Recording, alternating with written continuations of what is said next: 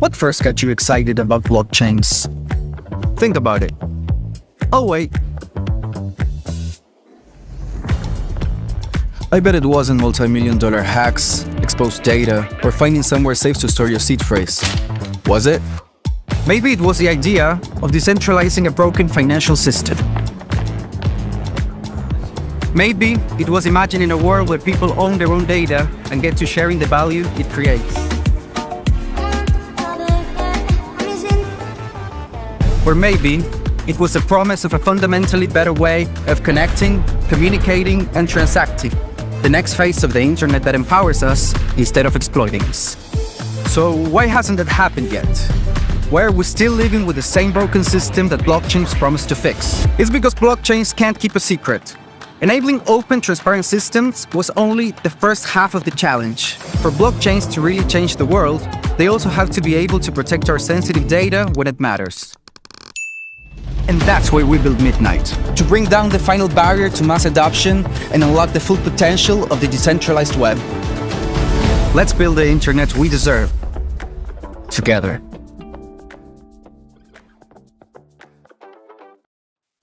Ladies and gentlemen, we all know this in crypto. Ownership matters. That's why Cake Wallet. Cake Wallet gives you full control of your digital assets, all in one easy-to-use application.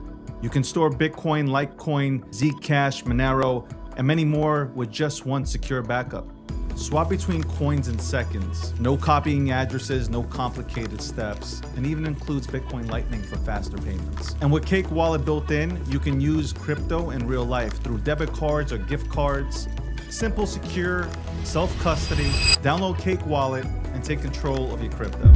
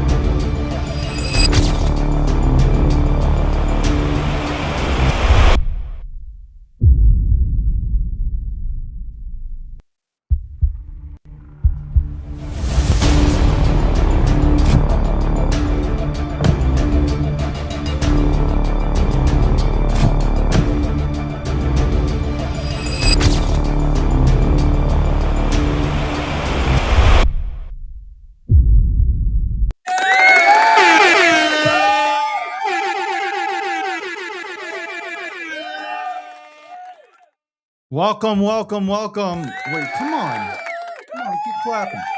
Welcome to the breakdown, 704. Can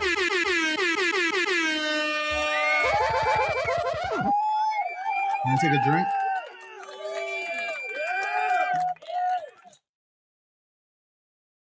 My body's sore. I'm not gonna front. My body's sore. And I hope that, the reason why it's been a little bit delayed here is I've been trying to get this monitor to work with my, never mind. Long story. Anyway, we're here, sponsored by Midnight. Main title sponsor is Midnight. Shout out to Midnight. That's right. Also, Polymarket. Polymarket is the official prediction market sponsor of the breakdown. Just want to get, before I keep going through the list of sponsors, I want to give a shout out to Midnight. Yo, Charles has done, he's taken over Consensus 2026. He is absolutely, Midnight has absolutely taken over. I got to tell you, the logo, the purple hints and everything, it hits. It hits. It fucking hits. Anyway, Polymarket, Cake Wallet. Shout out to Cake Wallet. We're going to have Seth on from Cake Wallet tomorrow. And People's Reserve. CJ did a great job. I watched the interview. He did a great fucking job at Bitcoin 2026, breaking down the People's Reserve and Bitcoin and collateral. He really went in. I already knew he was going to go into that ass when he introduced himself. I was like, oh shit. CJ's well-spoken, surgical with it. So shout out to the sponsors. Got a lot of other things that I'm working on. You'll see it. Also, I wanted to play by the way, I wanted to play the Cash App commercial. Okay, that's right. Me and Cash App have partnered.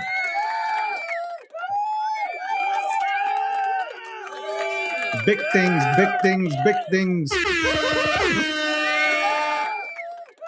All right. We'll play the commercial sometime today. I'll post it up anyway. We have Peter Schiff coming on today.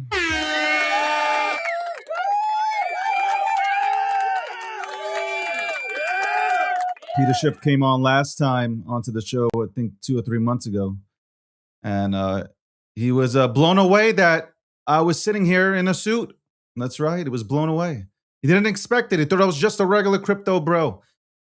But 100%, he will not forget this name. And he did not forget this name.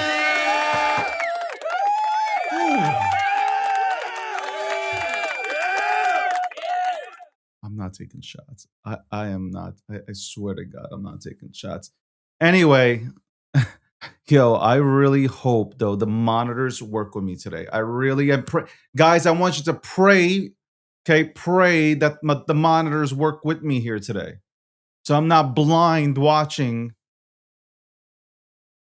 I'm blind out here watching all this shit go down. But yeah, I want to talk about crypto and how crypto's coming back.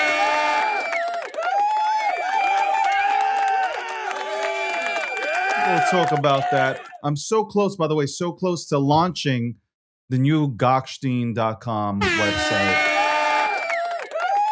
A lot of claps going on here. About to say clap and ass cheek. Ooh, and I said it. And I said it. And I said it.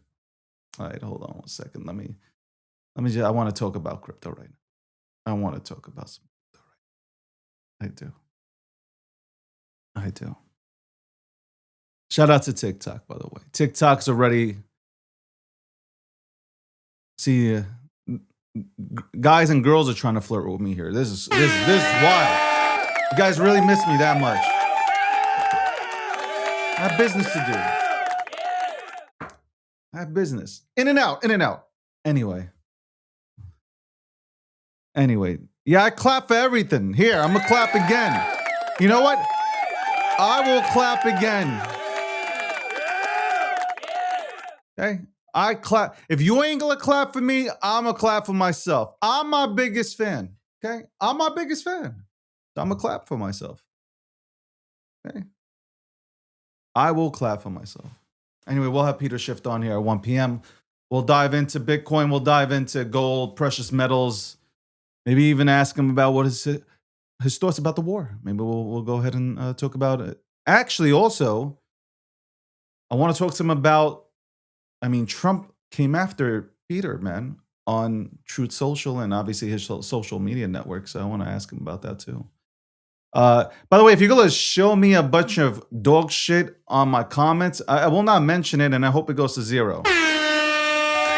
I'm clapping again.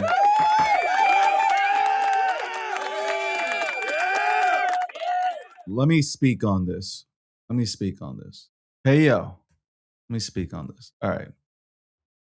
Crypto, I feel crypto's, I feel a different energy in crypto. Do I think retail's back? No. Do I think retail started to slide? Are they starting to slide back in slowly? Possibly. But there's something that's a little bit different about what's happening here versus the attempts that have happened before in previous months. I feel people are like less depressed and they're taking their medication. Something feels different. Okay, like I do feel like people are finally taking their prescriptions that have been prescribed by their doctors. Okay, and that's a good thing. And you feel there's this feeling of like, holy shit, we might run this back. All coins might go flying. My memes will finally send, I guess. Bitcoin's going to terrorize the 200K zone.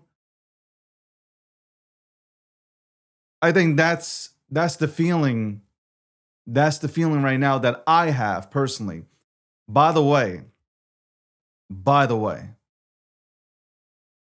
I'll touch on this and I'll keep going because we're gonna have somebody coming on we'll have Victor coming on from the TON community, okay?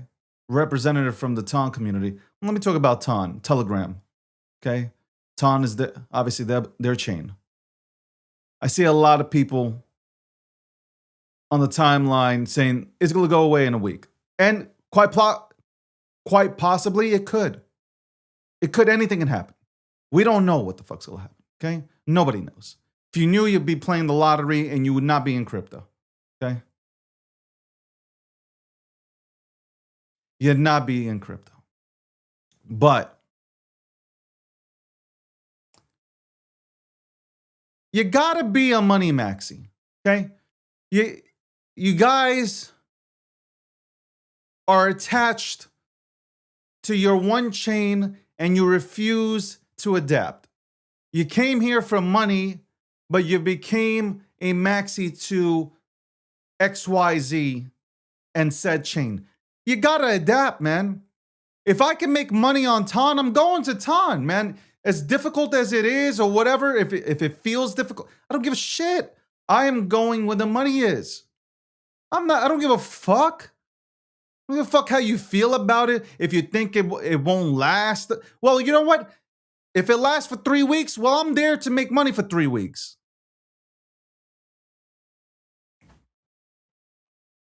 When it comes to making money, I love every chain. I don't give a fuck which chain. You have people sitting in.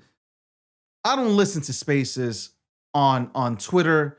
I don't go to Clubhouse. I don't go to any of these places. I think those are the most toxic places in the world. There might be 3 shows that are, I think, okay. And that's not to downplay it. Look, I think Wolf Bitcoin has good spaces. I go in there for 5 minutes though. But I don't stay in these places. Respectfully, it has nothing to do with them being bad or anything. But particularly, you have people just, I'm not gonna go here. It's not. You came here for money.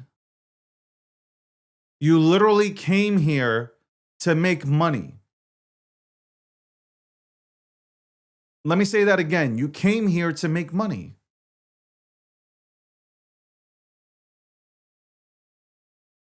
And you're going to debate which chain? I don't give a fuck. Like I actually, the more and I've been here forever, the more I think about it, the less I care. Like for instance, the Wojak right now. It's on Ethereum, it's on Solana. I'm in both. Guys, work for me. All you guys on the timeline just like fucking fighting and shit, and you're pushing and you're shilling Wojak on Solana and on ETH, work for me. I don't care. I'm sitting back, I'm going to get paid.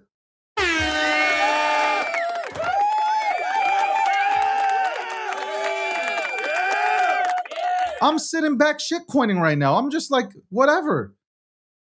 I don't care no more. Like, I don't care.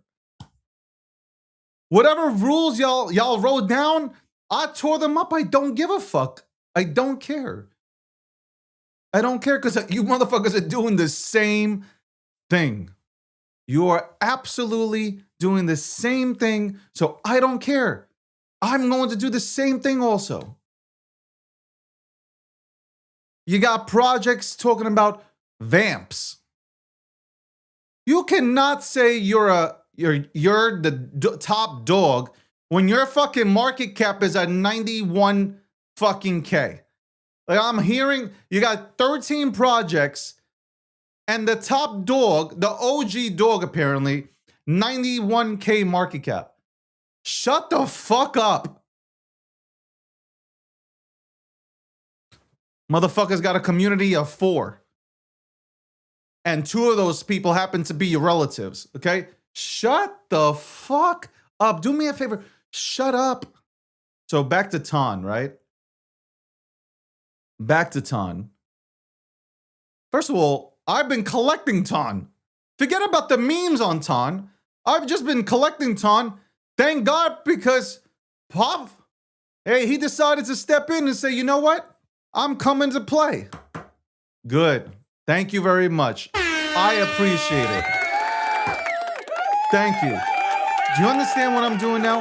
I've told you guys, front run the markets, pick up assets that you think will do well. The reason why I didn't fade Ton is because of Telegram. $1 billion. I've had Ton people on here, representatives from Ton on here. We've talked about it for fucking months. I was not going to fade it. Are you fucking kidding me? Fade it? No. No. Not 1 billion. The distribution network, bro. Are you kidding me? People, there are more people on Telegram than there are, I feel, in terms of talking about crypto, than there are on crypto Twitter. How can you fade that? I will make money on every chain. I'm telling you that right now. There is no loyalty. There is absolutely no loyalty to any chain. Vitalik, by the way, Vitalik dropped the fucking ball. Let me tell you, Vitalik, you dropped the ball on culture, okay? Retail culture, you dropped the fucking ball. You really did.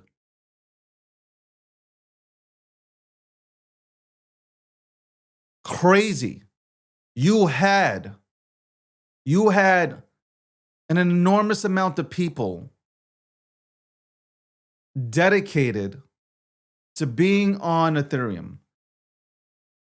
And you pushed some of the dopest projects off, especially Bobo. Congratulations to Bobo. Successful migration to Solana. I'm actually sitting back here and thinking that some of the dopest projects on Ethereum are going to have no other choice but to migrate to Solana. They're going to have to do the same thing that Bobo did, and Bobo's trend setting. Whatever you want to say about Bobo, you're going to have to go ahead and follow them. You have Vitalik coming out and literally saying, disrespecting meme culture and saying that if we don't stop with this gambling, then crypto's going to be dead or some shit like that. I'm paraphrasing. Bro, he has never said a good thing about he has never said a good thing about the culture, about that retail culture. You have VanEck making meme indexes, okay? Because VanEck, a fucking billion-dollar company, multi-billion-dollar company, making a meme index. They're taking it fucking seriously.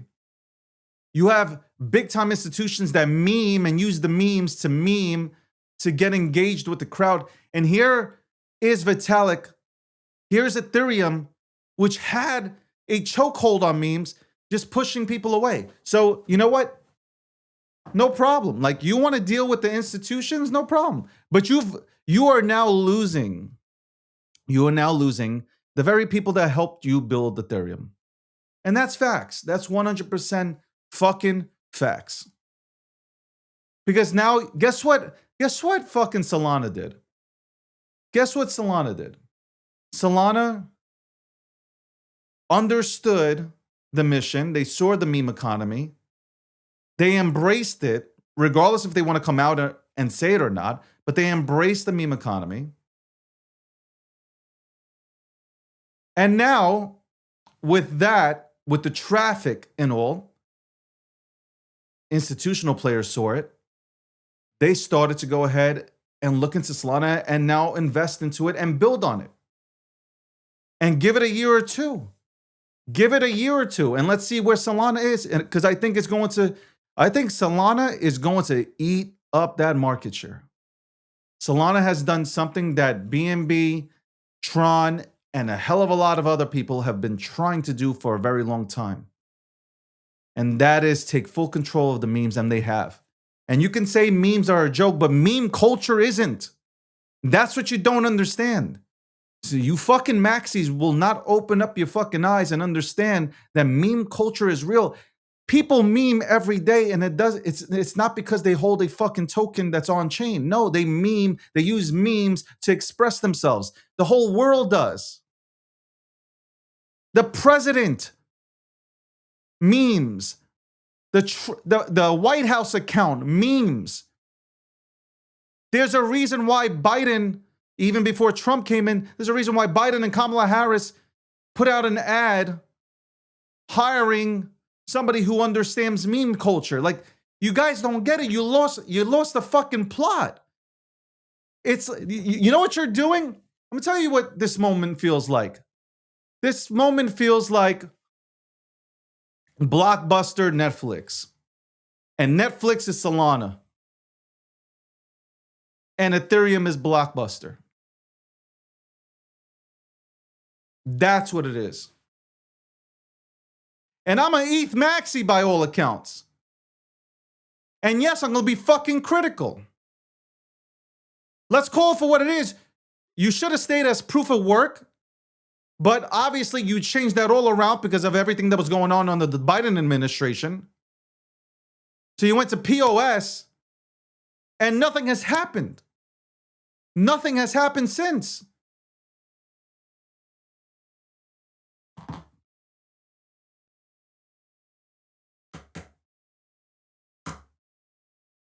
I got to bring in a mod? Shit. Hold on one second. Hold on.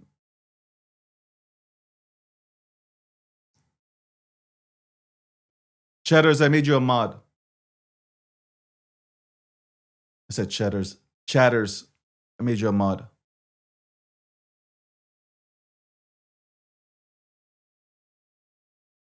Go get them.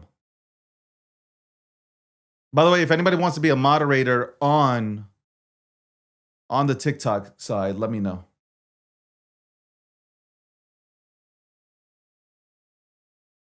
Now, I understand, Jessica, I'm gonna answer you. I understand that you're saying memes are a gambling tool. And meme tokens are just for gambling. I'm going to say to you that there are memes that have real teams behind them, and they're trying to really build something out. Where that goes, I don't know. Like, I can't even tell you, and I'm big into meme culture, and I can't even tell you where it goes. But there is a place for memes, and it's not just gambling. Life is a gamble. Like, if you guys want to talk about just gambling, life is a gamble. Every day is a gamble. So, like, we can't just say that, oh, it's like memes are gambling. No. I think what you're talking about is tickers. The shit that comes off of pump.fun every 5 seconds, just random shit, that's pretty much gambling. That's hardcore gambling. Going into Bitcoin was a fucking gamble. Me going into Bitcoin when I did was a gamble. Me going into Ethereum was a gamble. All these things are like, anything's a gamble. Going into Tesla is a gamble. Like, I'm in Tesla, and guess what? I went into Tesla knowing that they were going to become an energy company. And now, obviously, AI, energy. But I still thought the cars were going to be there. Now, look, the Model S and the Model X disappeared. Sales are down, by the way, with Tesla. I'm taking a gamble, though. I'm taking a gamble. I'm just saying. You know, a lot of people want to call out memes, like, but the real memes that are there, like I love meme culture. There are memes here that deserve the right to go ahead and build out because they're trying. They are trying. They have good intentions. The 10% don't represent the 90%. I always say this. The 10% don't represent the 90. We're quick. We're really quick to go ahead and like call shit out like that. We're quick to put things down, but I really do believe that most of these projects are just trying to build out. Look, if I was building a project, I'm gonna tell you this right now. If I was building a project, I would really start with a meme. And now people would be blown away, be like, what the fuck? Why? Because it's the same approach that Geico took. You know Geico because of the gecko, and I always say this. Most Fortune 500 companies represent themselves with memes. You remember McDonald's because of Ronald McDonald and all the, you know, all the other characters, right? You know them, right? Progressive Flow. Allstate, you got the guy who, the Havoc guy, right? It's a meme. Like you remember, oh shit, that guy, right? He's in the suit. He's always causing trouble and he's always crashing shit.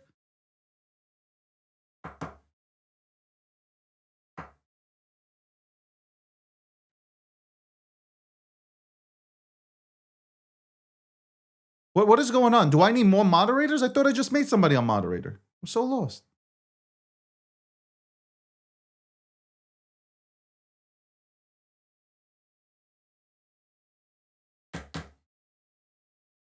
So yeah, I believe people are trying to sincerely build out here.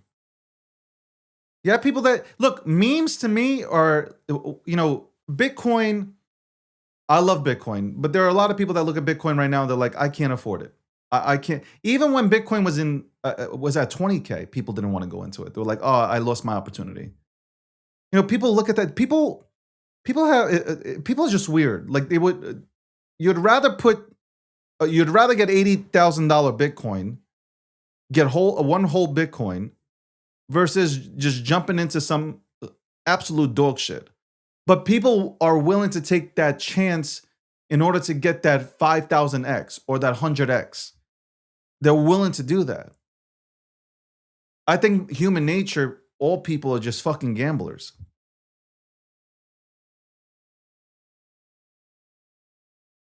So, moving back to where I was, moving back to the topic that I was touching on. Ton, because I see it all over the timeline. And I see how people are using Ton now and certain assets in Ton, memes that are on Ton now, acting like they were in it already, and they're going out there and they're using it for engagement. I don't understand that. This is the weirdest shit to me. The people that go out there and talk about certain assets but are not in it, but just want engagement, you're poor. I was thinking about this yesterday as I was working out and I was lifting heavy. I was like, there are people that come on here onto social media every single day and they push the latest trend within crypto, act like they've been in it, but you really don't even have it and you're poor. Like, that's really fucking true. Like, it's so fucking true. I'm sorry. I think you're poor. You're absolutely 100% poor. You are, man. And I know why you're doing it too. You're doing it because you know that you will get engagement from it, and quite possibly you might catch a deal. You might have somebody that offers you a deal to shield their fucking product, etc., etc. Let's say right now, if you're shilling Ton out of nowhere, and because I've seen motherfuckers on the timeline just shilling Ton out of nowhere who have never talked about it, you might catch one of these projects that are working on Ton to give you a deal. We know what time it is. We know what time it is. I know the motherfuckers that were out here talking about Ton. I know the people that were and that weren't. And like I said earlier today,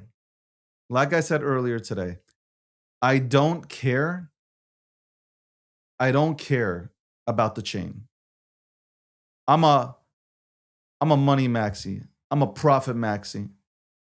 I'm going into every, if there's 19 of the same tokens, I'm going into all 19. Just know, because one of them is gonna pop, I'm going to be in that. That's what I've been doing. I've been silently just sitting back. Go ahead, guys. Get that clout. You guys talk about motion. Also, all this motion talk. Go for it. Have the motion. Have the clout. I don't even give a fuck no more. 3 cycles, I did fucking phenomenal with motion. Go ahead. Have all the motion you want on this one. I sit back. I want y'all to have the motion. You guys can deal with these fucking crackheads. Go ahead. I'm sitting back. Thank you very much. Let me count. Go ahead. Do your thing.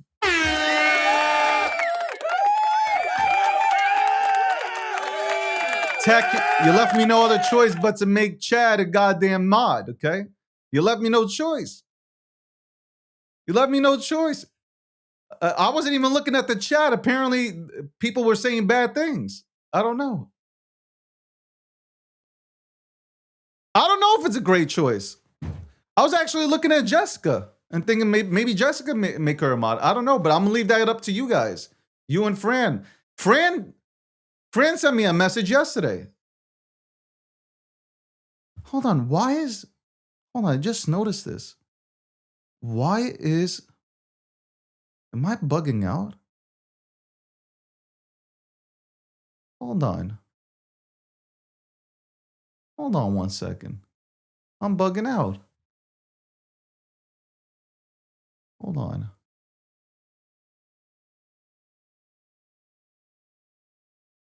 Hold on. It's not showing?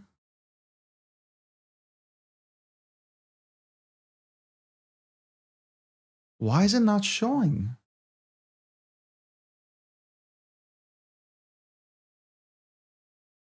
My layover is not showing. That is weird. I just noticed my layover, my overlay is not showing. Why? Hold on. That is weird.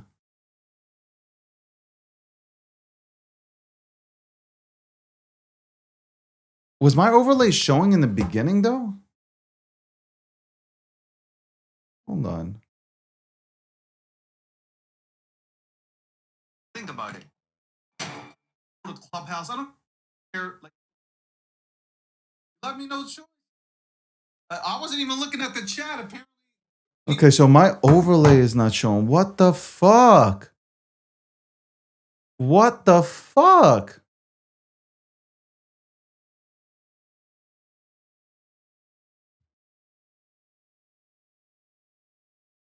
It's impossible. This is absolutely impossible. No, I got to get rid of this. I got to restream sucks. Honestly, restream does suck. 100% suck. How is this possible? I'm streaming, but my overlay is not showing. Is my overlay showing? No, it's not. Why wouldn't the overlay be showing? God damn it.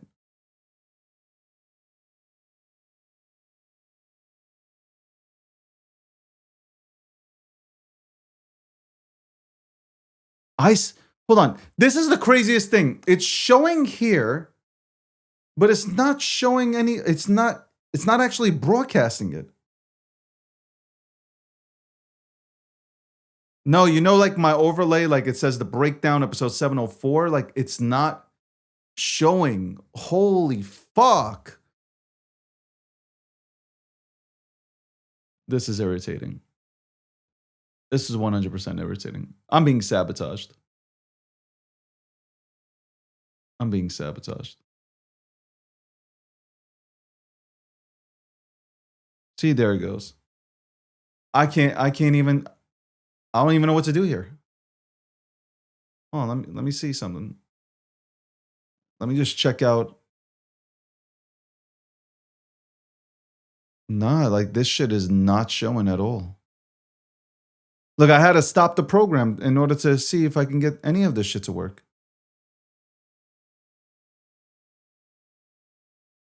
This is wild work, man.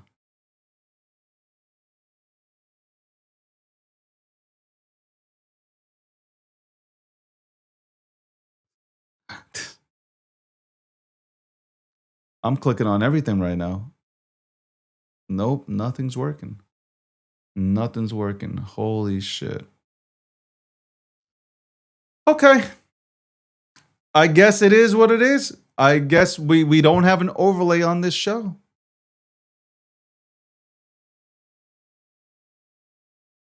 And I can't even do anything about it. Hold on.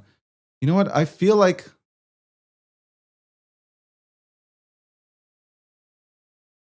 show graphics. Hold on.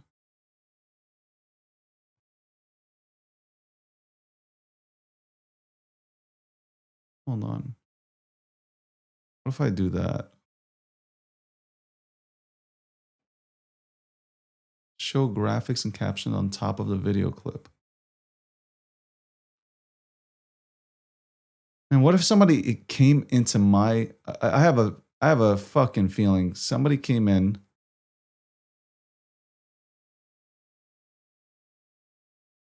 and just fucked everything up, man.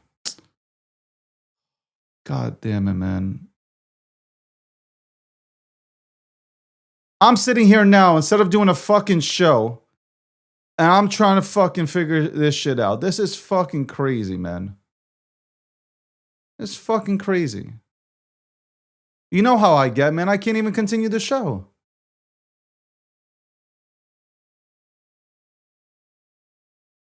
What does this even mean? You can.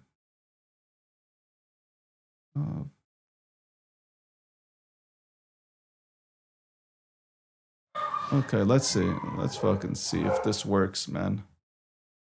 It does not fucking work. Ugh.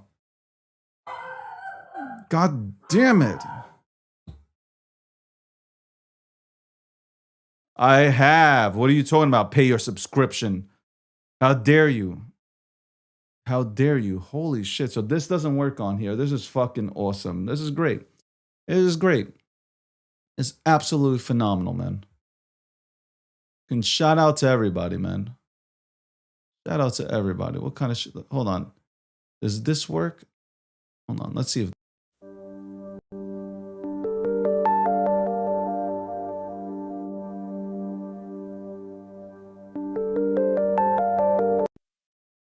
Now I'm just pressing random shit. Now I'm just pressing random shit.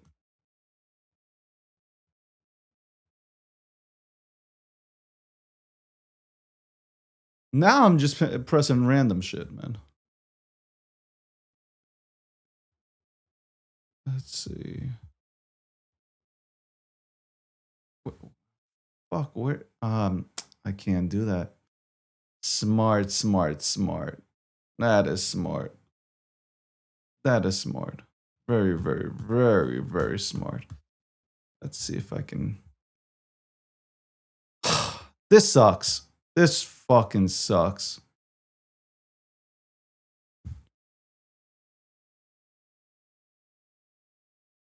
Let's see if that works.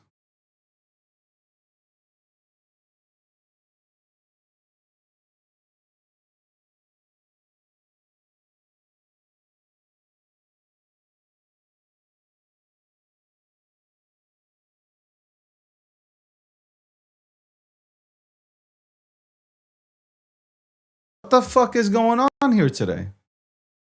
What is going on here today, man? Wha- I can't. I can't. I'm about to freak out. I'm about to freak out. I'm about to freak out.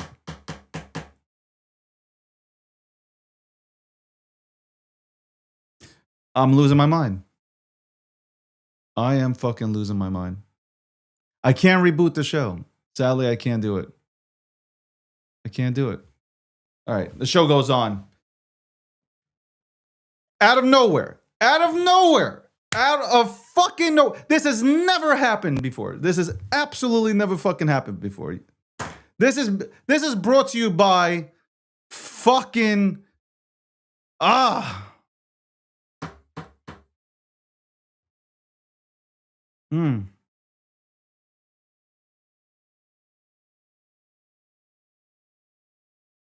What do you mean the overlay was working? It's working?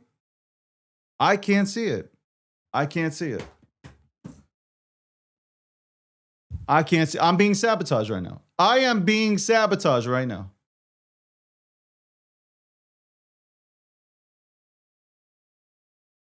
Hold on. The breakdown. Okay.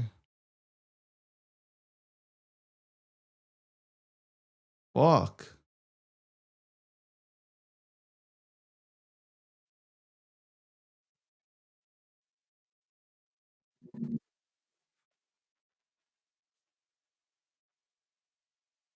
Something is fucked here.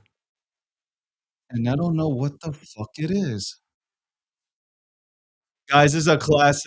So we're doing a class here now. We're trying to figure out why I can't get my overlay on. I am absolutely dumbfounded by it. Yo, I am kicking this motherfucker out. I can't stand this mother. I can't have him here. This guy is constantly coming in here. Block. Goodbye. See you later, bro. He's so fucking annoying. I only did that for your own benefit, man, because I think you need to go outside. Okay? I think you need to go outside. Today's not the day, man. I'm trying to figure out why my shit is not working. And he's here yapping and yapping and yapping. Hold on. I feel like one of my people came in here and fucked everything up, man. I already feel it.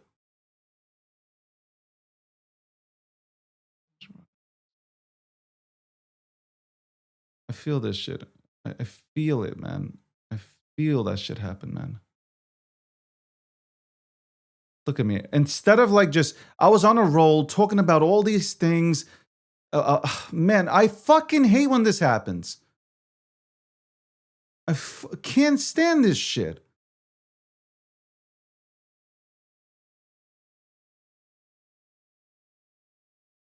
Why is this disabled? What are you talking about? What the fuck is going on here, man? I never did anything. That's the whole thing is I never did anything to cause this problem. I gotta call like customer support and shit on this motherfucker, bro. This is wild, man. Wild business, man. You know what's funny? Because I see the overlay and I'm not gonna be, it is what it is. You know what? You troop it out now. By the way, we are sponsored by Midnight. Since you can't see it, we're sponsored by Midnight. We're also sponsored by Poly Market, Cake Wallet, and the People's Reserve. We'll be right back. Let me just go ahead and cool down right after this commercial break. What first got you excited about blockchains? Think about it. Oh, wait. I bet it wasn't multi-million-dollar hacks, exposed data, or finding somewhere safe to store your seed phrase. Was it? Maybe it was the idea of decentralizing a broken financial system. Maybe it was imagining a world where people own their own data and get to sharing the value it creates. Or maybe it was the promise of a fundamentally better way of connecting, communicating, and transacting. The next phase of the internet that empowers us instead of exploiting us. So why hasn't that happened yet? Why are we still living with the same broken system that blockchains promised to fix? It's because blockchains can't keep a secret. Enabling open, transparent systems was only the first half of the challenge. For blockchains to really change the world, they also have to be able to protect our sensitive data when it matters. And that's why we built Midnight, to bring down the final barrier to mass adoption and unlock the full potential of the decentralized web. Let's build the internet we deserve, together. Ladies and gentlemen, we all know this in crypto. Ownership matters. That's why Cake Wallet. Cake Wallet gives you full control of your digital assets, all in one easy-to-use application. You can store Bitcoin, Litecoin, Zcash, Monero, and many more with just one secure backup. Swap between coins in seconds. No copying addresses, no complicated steps, and even includes Bitcoin Lightning for faster payments. And with Cake Wallet built in, you can use crypto in real life through debit cards or gift cards. Simple, secure, self-custody. Download Cake Wallet and take control of your crypto.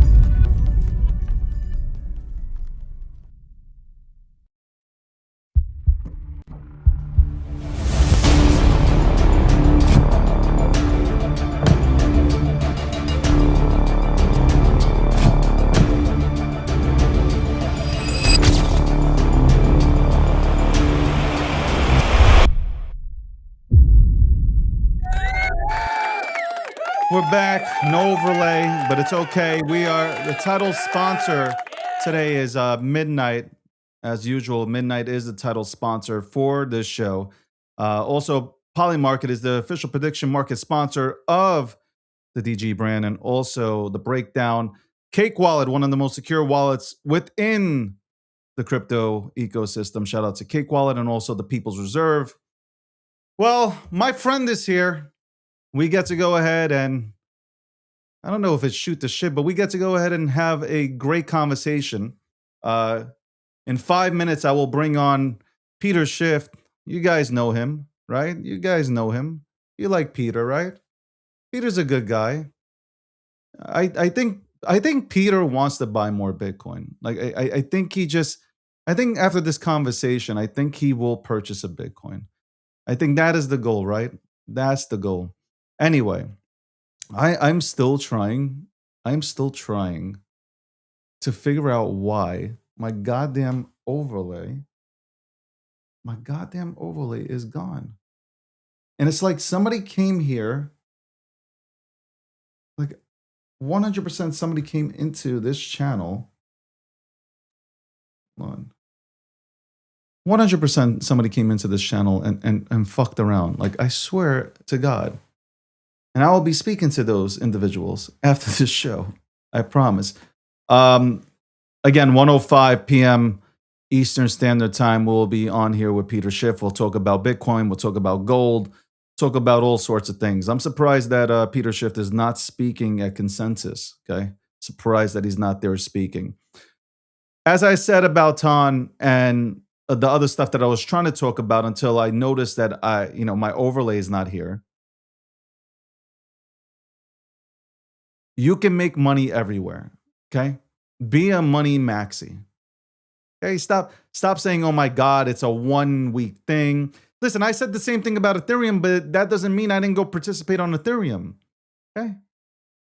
You gotta work everywhere, man. If you stay on one chain and wait and pray, that's stupid. You came here to make money, okay? Stop saying, half of you guys have no idea how the tech works. Stop saying that you came here for the tech, okay? Maybe 2% of the population is here for the tech, okay? Or actually came here for the tech in general. I think maybe 10% after making gains got interested in the tech and started building out, and I respect that. But stop. Most of you guys are here strictly to make money, okay? Be honest about it. Be honest about it. You'll feel better. Okay? You're pretending like I'm building. What are you building? What do you build? Somebody like you guys, I can tell who's building, who's making, who's doing anything. Like I can tell. By the way, I'm still very frustrated. Why I see my overlay here, like this is gonna be the whole conversation. I see my overlay here, but how I don't see it being streamed is wild business, man. It is wild. I've never seen some shit like this before. Never. Never seen some shit like this before. Let's see. Nope. Still will not show up. This is crazy business. Crazy business. Yeah, I gotta say one thing though. Why do people care what people get into? That's a conversation that I do want to have. Why do people care what people get into? I don't care what you get into. I really don't. Why do people care what somebody gets into? Uncook, this guy said, uncook yourself and ape it. Ape what? What are you talking about? What are you talking about?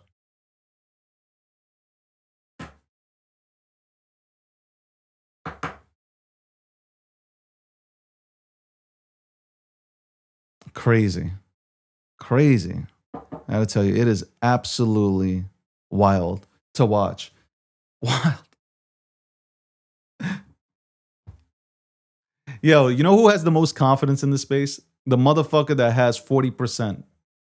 That's the motherfucker that is most confident when they go out there on the timeline pushing this dog shit. There's no one more confident than a motherfucker holding 40% of set supply, and he's like, yeah, this shit's gonna run. This shit's absolutely gonna run. Yeah, buddy. Look, I am all for supply control. I gotta say one thing. I am all for supply control. I have no problem with it. The right people in the right hands having supply control, I think that's the only way that you can actually work a project here nowadays, because you have way too many G's that come in and like they will sell their grandmothers for fucking $2, okay? And they will sell their family members off for fucking $5, okay? So I am all for supply control. I think supply control is major. Major. It is major. It is absolutely major to have supply control. In the next 4 minutes, we will bring on. I like Peter. Okay, if you look at my timeline, I've never said anything bad about Peter. Peter can have his own people research it. I've never said anything bad about him. I think he's hilarious. I sit back and I think he's smart, but I think he's funny, and I think he's a master troll. I actually think that. That's a compliment. If somebody calls you a troll, that's a compliment.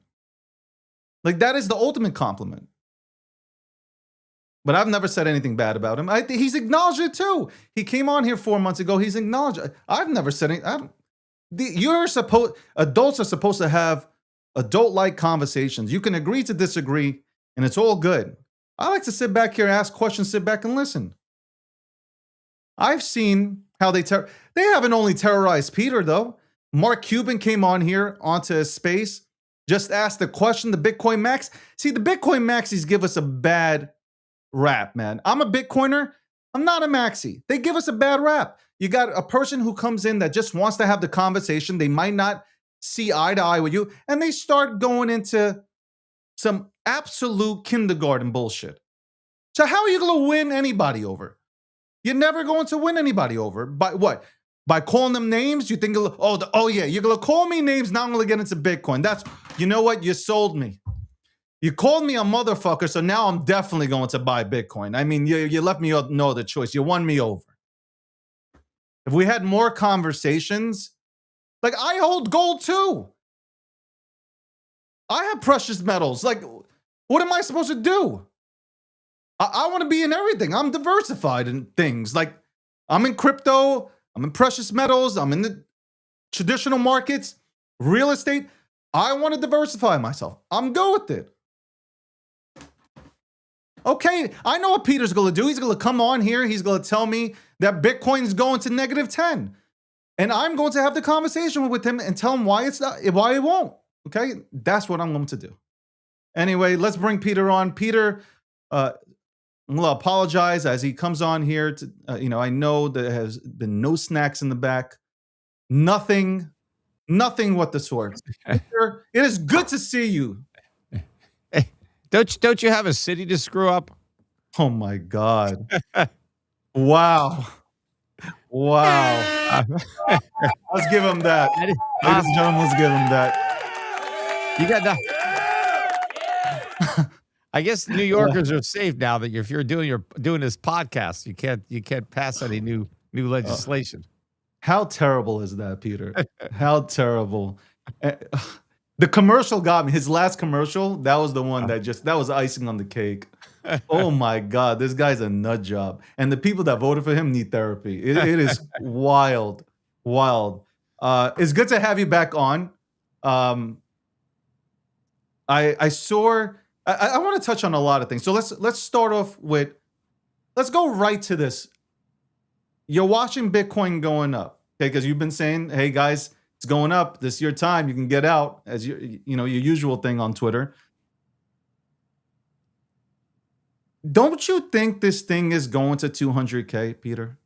I don't think it's going to 200K. Now, I mean, does that mean it can't go to 200K? Of course not. I mean, I didn't think it was going to go to 100K, and it went to 100K. And maybe it'll get back to 100K again. Maybe not. I mean, I don't know. I think what's interesting is that when gold finally broke out in 2024, 2025, let's say 20, Bitcoin has started to break down. And so Bitcoin went down from 120,000 down to 60,000. It got cut in half during a period of time where gold doubled.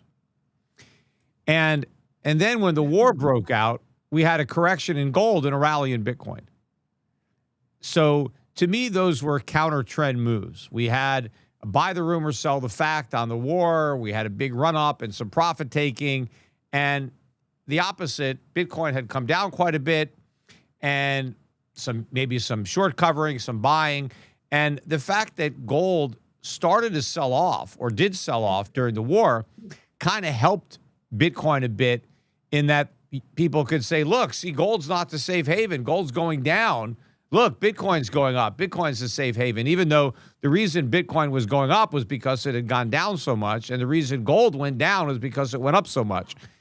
But I think that as the primary trends resume, which, once the war now, I think the war is over, trade is pretty much played out. Everybody has bought the stock market. The NASDAQ made a new high. The S&P made a new high. Bitcoin didn't even come close to making a new high. But I think a lot of that buying was pricing in the end of the war. And the war might not even be over. So the markets may have priced in something that isn't even going to happen. But even if it does happen, it's already priced in. And I think we're going to have a pullback in the markets. And we could see a resumption of the primary trends in gold and Bitcoin, meaning gold resuming the uptrend and Bitcoin resuming the downtrend. And I think it's also interesting that the main driver of the Bitcoin enthusiasm now and the buying is coming from strategy, selling 11.5%, preferreds in basically the equivalent of a Ponzi scheme, but creating a lot of demand by people who either don't know it's a Ponzi or don't care. They want 11.5% yield. And so by offering people 11.5% yield, Saylor has raised billions of dollars, which he has then used to buy Bitcoin. But had he not bribed people with 11.5% yield, he would not have had the money to buy all that Bitcoin. So that's interesting that the demand for Bitcoin is not because people want Bitcoin. It's because people want 11.5% yield. Now, they're not going to get it in the long run because the whole thing is going to collapse. But that's what's driving Bitcoin, not demand for the Bitcoin itself. People aren't buying strategy or stretch because they want Bitcoin. If they wanted Bitcoin, they'd just buy it. They're buying stretch because they'd rather have 11.5% return than Bitcoin. Okay. Let's stay on this topic. What did you think about Michael Saylor coming out and saying there is a possibility that they will be selling Bitcoin? Yeah, I mean, I think it's not just a possibility, it's an inevitability. But yeah, I wasn't expecting him to admit it because his main thing is like, you never sell Bitcoin. And we would, why would we sell the Bitcoin? So just acknowledging the fact that they might sell it, I think potentially could cause a problem for him sooner rather than later. Because once you accept the fact that he's going to sell Bitcoin, that's negative for Bitcoin. Right? The idea that he was never going to sell it meant that all those Bitcoin were kind of off the market and no longer part of the supply. But also, when he becomes a seller, I think that's going to weigh heavily on the price of Bitcoin, meaning that he'll have to sell a lot more than he thinks in order to raise the money that he needs. But I think one of the reasons, or the main reason, he probably had to acknowledge that he would sell Bitcoin is to push back against the fact that it's a Ponzi scheme. Because if the only way to pay the interest on Stretch is to sell more Stretch, then there's no difference between it and a Ponzi other than the fact that he's not hiding the fact that it's a Ponzi. People make a big deal that a Ponzi scheme is a secret. You don't know. You think it's a legitimate business. The only clue might be that the yield is too good to be true, but the promoters are lying. They're not telling you it's a Ponzi. But if you understand what Saylor is telling you, because some people are unsophisticated and they won't know, but Saylor is upfront about the fact that it's a Ponzi, in that all of the money to pay the yield on existing Stretch comes from selling new Stretch. And if you don't get new money coming in, you can't pay the investors that already own this security, which is how Ponzi's are financed. But when Saylor says, no, we're not just relying on the ability to sell more Stretch to pay the yield. We can sell Bitcoin, and we will sell Bitcoin if we have to sell Bitcoin to pay that yield. He's kind of trying to put a little bit of a buffer between the Stretch and a Ponzi, because there is a pool of assets that can be sold off to make the payments. But the problem is that pool of assets can diminish. And in fact, if Saylor starts to sell Bitcoin to service the Stretch debt, that in and of itself will cause Bitcoin prices to fall. And and then he has to sell even more Bitcoin. So my thinking is that if it comes down to the point where Strategy can't sell any more Stretch because there are no more buyers for Stretch, and he can't raise the yield high enough, he could offer 13%, 14%, 15%, but it could be too much of a yield to pay to get that. And of course, the only way the yield would get that high, he'd have to raise the yield substantially. And I think that he'll just cancel the dividend, which brings you back to the Ponzi. Because when Ponzi's run out, is because the new money stops flowing in, and now they can't pay the old money. And that's when the Ponzi collapses. And so I think even though Saylor will talk about selling Bitcoin, because Stretch is not a real obligation, if you own Stretch and they suspend the dividend, there's nothing that you can do about it. It's not, you can't foreclose. You can't force him to pay you anything. So in that respect, he has an out. And because he has an out, that's what brings me back to the Ponzi. I don't think the Bitcoin are really on the table to pay that debt, because I don't think Saylor is going to do it. I think he will hold that Bitcoin, and he would rather crash Stretch, because if he says, hey, we're stopping the dividend, the price of Stretch is going to crash. But if he sells Bitcoin to pay the dividend, then Bitcoin's going to crash, and then Strategy is going to crash. But he announced that, and nothing happened. Because he hasn't sold any yet. Yeah, but usually there would have been a huge knowing this market, there would have been a huge sell-off. People would have sold off immediately, but nobody sold off because Bitcoin is back below. Bitcoin is back below 80,000. It's 79,700. Okay, that's fine.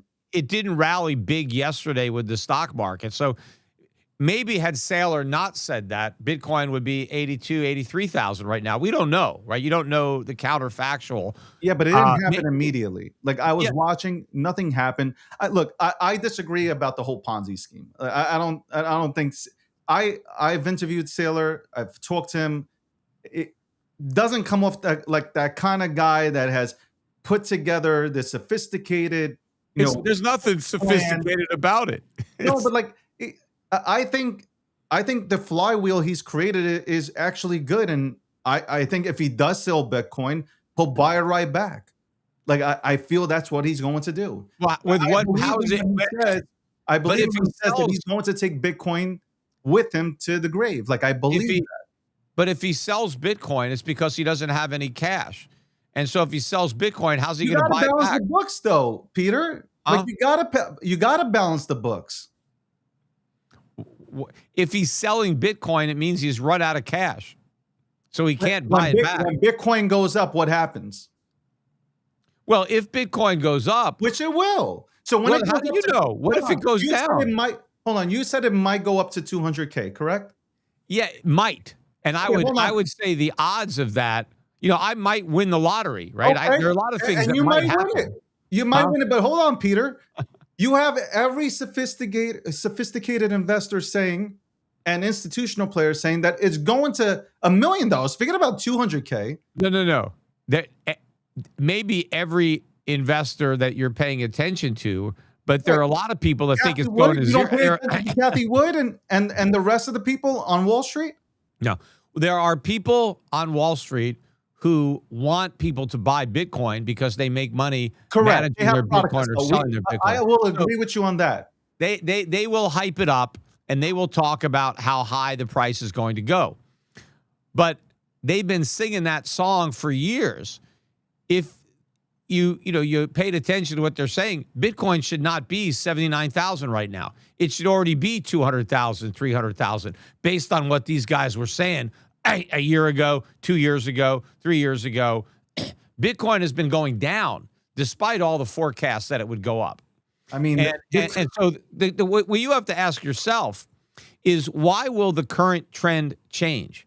Bitcoin has been falling for 4 or 5 years.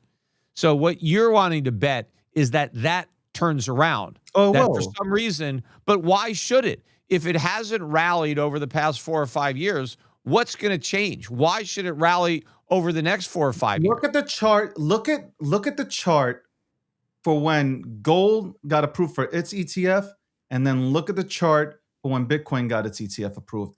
They're moving in the same direction. Like they are literally moving side by side. No, they're not moving. In fact, if anything, you can look at it. First of all, I think Michael Saylor is a huge asset for me personally. I think it's a huge asset to not only Bitcoin, but to the crypto industry in general. And I don't think he's doing it. I don't think he has a Ponzi scheme going. I think you go too far with that, Peter. Well, first of all, if you like gold, right? Hold on. You love gold. Yep. Yes, I like gold. You like gold, right? But Bitcoin is negatively correlated with gold. They're not moving together. They're moving. No, but I'm saying look at the okay. If you look at the charts, to when Bitcoin got its ETF approved and gold got its ETF approved, they're literally moving the same way. They can't continue to go up and up and up. It has to pause somewhere. People have to take profits. Do you agree people have to take profits, Peter? On any given day, like Bitcoin is down 2%. Peter, I ask you a question. Do you agree that people should be taking profits? On Bitcoin? Sure. Okay, so you yourself, you come out and you say, guys, it ran up to 78K. You better take out your money now. People scale out. People take profits. They'll wait for it to go back down. They'll go back in. They'll go back up. They'll do the same thing over and over again. Rinse and repeat. Don't you agree that happens with gold as well? No, Bitcoin and gold have nothing in common. They're completely different assets. But I don't know that Bitcoin has any actual value as an asset. 21 million. The other one has an infinite supply. First of all, there is no infinite supply of gold. Gold is very scarce.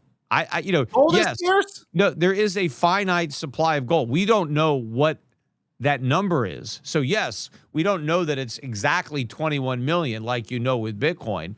but gold is very scarce. The supply of gold over time generally increases by about 1% a year. Even if the Peter, they demand goes found up. a So, $1 trillion worth of gold in some country. I'll yeah, pull it up. that's a bunch of nonsense where that all comes out. That came But out in the papers. yeah, there's a lot of stuff in the papers that's BS. Okay. But Only if, it's if only you BS. you're It's only BS you're when it comes to gold, but it's not BS when it comes to Bitcoin. about those big finds of that gold, yes, that's all. That's like the golden asteroid that they were talking about. It's all BS. But if you look at a chart, you asked me to look at a chart of Bitcoin, Yeah, go ahead. and the Bitcoin chart, to me looks very toppy. I don't know if you've looked at it recently. I've looked at it. And I think that if we crack below, 50,000 in Bitcoin, it's going right to 20,000. Before it does anything. There's a lot. Where do you get 20,000?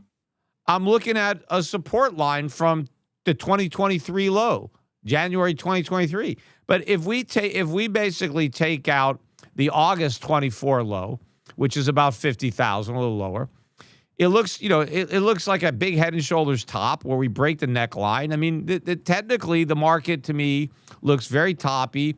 We've distributed a lot of Bitcoin in the past couple of years to small investors from the whales. They hyped the hell out of it. You have all these ETFs now that are long, and you have Strategy that owns almost 4% of the Bitcoin.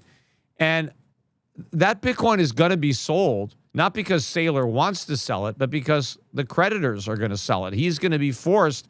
When Bitcoin is down at 20,000, Strategy is going to have to pack it up. They're not going to be able to withstand that. You really think that Saylor went into this with no plan? You think Strategy went into all this with no plan? Well, I mean, maybe he's got some kind of contingency plans, but I don't think they're going to work. I mean, I think he's desperate to keep buying Bitcoin. I think Saylor knows that without Strategy's continued support, the market will collapse. So he needs to keep on buying. That's why he came up with this stretch concept to bribe people 11.5% to give him money to keep buying Bitcoin. Because remember, initially, Saylor was able to sell Strategy at a premium and then use that money to buy Bitcoin. And that was kind of like a no-brainer for him because he would sell, $1 for $1.50, and then he would take the money and buy Bitcoin. But he can't do that anymore because people are not that excited about Bitcoin anymore. They're not willing to buy Strategy to get Bitcoin exposure. He was paying 0%. I disagree. I think institutions are absolutely excited to get into Bitcoin. They're buying for 11%. They're not. Strategy was paying 0% a couple of years ago, and now they're paying 11.5%. If I got to pay you a lot more to get money from you, obviously you're not as excited about it. And the people who are buying Stretch and not buying Strategy, they're saying, I don't want Bitcoin exposure. You can keep all the upside in Bitcoin. Just give me 11.5% a year. That's all I want. I don't want all the upside in Bitcoin. I'll take the 11.5. And so, but now the next thing that's going to happen is people are going to realize, I don't want that 11.5. It's not really 11.5 because at the end of the day, I'm going to lose money because I'm not going to get my principal back, which is true. And so what happens when then this thing, runs out? What's the next rabbit he's going to pull out of his hat to raise money to buy Bitcoin? To me, it's all gone. All that original enthusiasm is gone. The big money is leaving. They've moved on to something else, the AI trade or whatever's going on. I mean, why do you think Bitcoin did not make a new high with the NASDAQ? It didn't make a new high with all these tech stocks and Mag 7 stocks. It's nowhere near its high. The next high is coming, Peter. You've been saying this for years, like it's never going to go past 100. I had your tweet as my banner on X. Yeah, and the only reason it went above 100 is because of Trump. When I made that call, it didn't. It wasn't because. Oh of yeah, Trump. It was just trying to go there. Had Trump not won and become a Bitcoin president, with all that excitement about the strategic reserve and Bitcoin-friendly legislation and a Bitcoin czar and making America the Bitcoin capital of the world, without that hype, I don't think Bitcoin ever would have saw 100 grand. Now, the question is, will it ever see 100 grand again with all that hype? It may not. You said it. You said it yourself. It has a possibility of going to 200K. A possibility, but Okay. I think that it also has a higher possibility that it won't go to 200K. I would say that the odds are greater that it doesn't get to 200K. Now, if it does get to 200K, Then it's more likely because there's hyperinflation and everything is 200K, right? If the dollar is worthless, then, it doesn't matter. But, if you want to look at Bitcoin in terms of gold, Bitcoin is just, going to collapse, even if there is hyperinflation, if you try to see how much, Bitcoin is worth relative to gold. I want to ask you, what do you think about, we'll get back to the Bitcoin and gold stuff. What do you think about the current situation in Iran? And how how is that affecting I don't want to say how is that affecting the markets, but do you think Trump is doing the right thing here by going to war with Iran? No, I think he made a mistake, and I was critical of the decision when it was announced, when the bombs started to drop. I didn't like it politically. I didn't like it economically. So I think that was a mistake. And now he has to extricate himself from that mistake. And I don't think there's a good way out. And I think that however this war ends, we lose. Even if, militarily, sure, we kill more of them than they kill of us. And we blow up a lot of their planes, maybe even all of their planes and their Navy or whatever. But just surviving and the regime staying intact is a win for Iran. And it's a loss for U.S. credibility. And I think that America is going to end up with less influence in the Gulf region, and Iran is going to have more. So, I think that we are not going to achieve any of our stated objectives. Now, Trump is never going to admit that. Trump is a master of lying about things. So Trump is going to claim this war was a great success. He's going to say it was the greatest success in the history of war, just like he claims we have the greatest economy in the history of the world. I mean, that's a lie, and he's going to lie about Iran as well. But it is bullish for gold. I mean, you don't see what's happening though. Like the bigger piece here, which is he's choking out China. And no, I don't think he's choking out China. I think China. Go ahead and fill up. I think China is going to come out ahead. I think China is going to have more clout in that region. I think and plus China didn't waste any of its weapons. Look how many of our bombs we blew up. Our missiles and our bombs. I mean, that have been used. China didn't use. Yeah, but Peter, his ultimate goal was he took over while Biden was in office, and we had a horrific time with Biden in office. You had the Panama Canal go under the control of China, Venezuela under the control of China. Let's call it for what it is. Trump comes back in. He has the balls to go take back the Panama Canal, which we built. Okay, right, but he didn't look. He takes on Venezuela. Chinese companies had invested in the canal, in the companies that are running the canal. China wasn't somehow using the canal to harm us. The canal was open for business. Yeah, they were using it to profit and to fund their military. That's all. No, but they were operating in that in the canal, and now the government of Panama took it away from them, and now you have other companies that are involved instead of China. But we didn't take back the canal. The Panamanian government still owns the canal. They're getting all the money every time a ship goes through. They're not sending the money to us. We didn't. Jimmy Carter gave the canal away. We didn't. Trump didn't take it back. But yes, by threatening, I think we have all the roots back, and that's what Trump is doing. Is just, I think what Trump is doing here. We did kick China out from the Panama Canal. Look, we got back Venezuela. Ships are still going through the canal. It's not like Chinese ships. That's fine, but it's canal. not under their control. Venezuela is now under, you can say, basically under our control. Yeah, Venezuela. We'll see what's going to happen in Venezuela. We can refine that oil. Nobody else can. Okay, so we have the refineries, and what he's doing is he's choking out China. China needs energy. They can't right now with the stalemate that's going on, the blockade that's going on in Iran. China's suffering, not the U.S. The U.S. isn't suffering. Yeah, well, it's China that's suffering. Yeah, well, I think China is going to expand its influence. Here's the dagger that I want to hit you with. Why are they asking for $2 million in gold? Why are they asking for $2 million in Bitcoin to get across the strait? Who's asking for Bitcoin? Iran. I don't know. If they're asking Iran wants to be paid in cryptocurrency, particularly in Bitcoin. I doubt that. They've came out and said it. It's not me. Oh, yeah, I'm not a part of that regime. Let's see if that's actually going on. But hold on, you've had oil tankers that have paid in Bitcoin to get the hell out of there. The oil tankers aren't going through. Look, I doubt that anybody's paid $2 million worth of Bitcoin. But hold on, but why? But if Bitcoin, so my whole thing to you is to ask you, if Bitcoin is useless, right? Why would countries like Iran, number one, be mining it because they were mining it? Well, number two, why would they be asking for it? Mining it. If somebody is dumb enough to buy it, then there'll be miners that will create it to profit from the fact that people want to buy it. Look, I didn't say that Bitcoin doesn't have a market.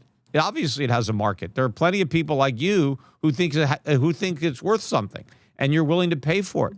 But you think it's worth something too? No, I mean maybe, but not anywhere near. There's a maybe though, Peter. Yeah. There's a maybe. Yeah, maybe it's worth $100. I don't know. Maybe, but then it's worth something. You said it's worth nothing, but now it's worth $100. So it's worth but it something. doesn't matter. If it's Let me ask you this question: what would you do to fix it, David? If it's worth nothing, what would you do to make Bitcoin better? Material, huh? I want to ask you. No, I want to ask you this question: what would you do to make Bitcoin better? You see, you can't deny that people have interest in Bitcoin and they want to find a way to acquire Bitcoin. There's a lot. There's 7 to 8% of the world that is interested in Bitcoin. All right, so then the other 92% isn't. What would you do to? But the rest. Number one, a lot of people don't have internet access. Okay, that's number one. A lot of people are trying to survive day to day, but like. I'm saying seriously, here you have Bitcoin. Here's an asset, a generational asset, which I think it is. You probably disagree with that. But what would you do to make Bitcoin better? Well, I don't know that you can make it better. I mean, there are people who have tried, right, to fork it, or they had arguments with like Bitcoin Cash, or these, trying to change the block size or make it so it's faster. But the fundamental flaw with Bitcoin and why tinkering around with it, if you can, isn't going to make it better, is because it doesn't have any real value like a gold token would. Bitcoin is. Are you saying energy isn't value? Well, if you could find a way to get energy out of a Bitcoin, if I can plug my Satoshis into something and power my house with them, then I would agree with you that they would have some value. But because energy is used to produce Bitcoin, doesn't mean that the Bitcoin retains the value of the energy that was used to create it. It doesn't. That energy is gone forever. It's not coming back. Whereas when you mine gold, the metal that has been mined is useful as a metal. It can be used for eternity as a metal. So energy is needed to create gold, but in exchange for the energy, you get the physical metal that now has utility, now has value. Peter, why can't you have both? Well, what the hell? I mean, I don't need Bitcoins. Why should I buy it? I mean, I don't.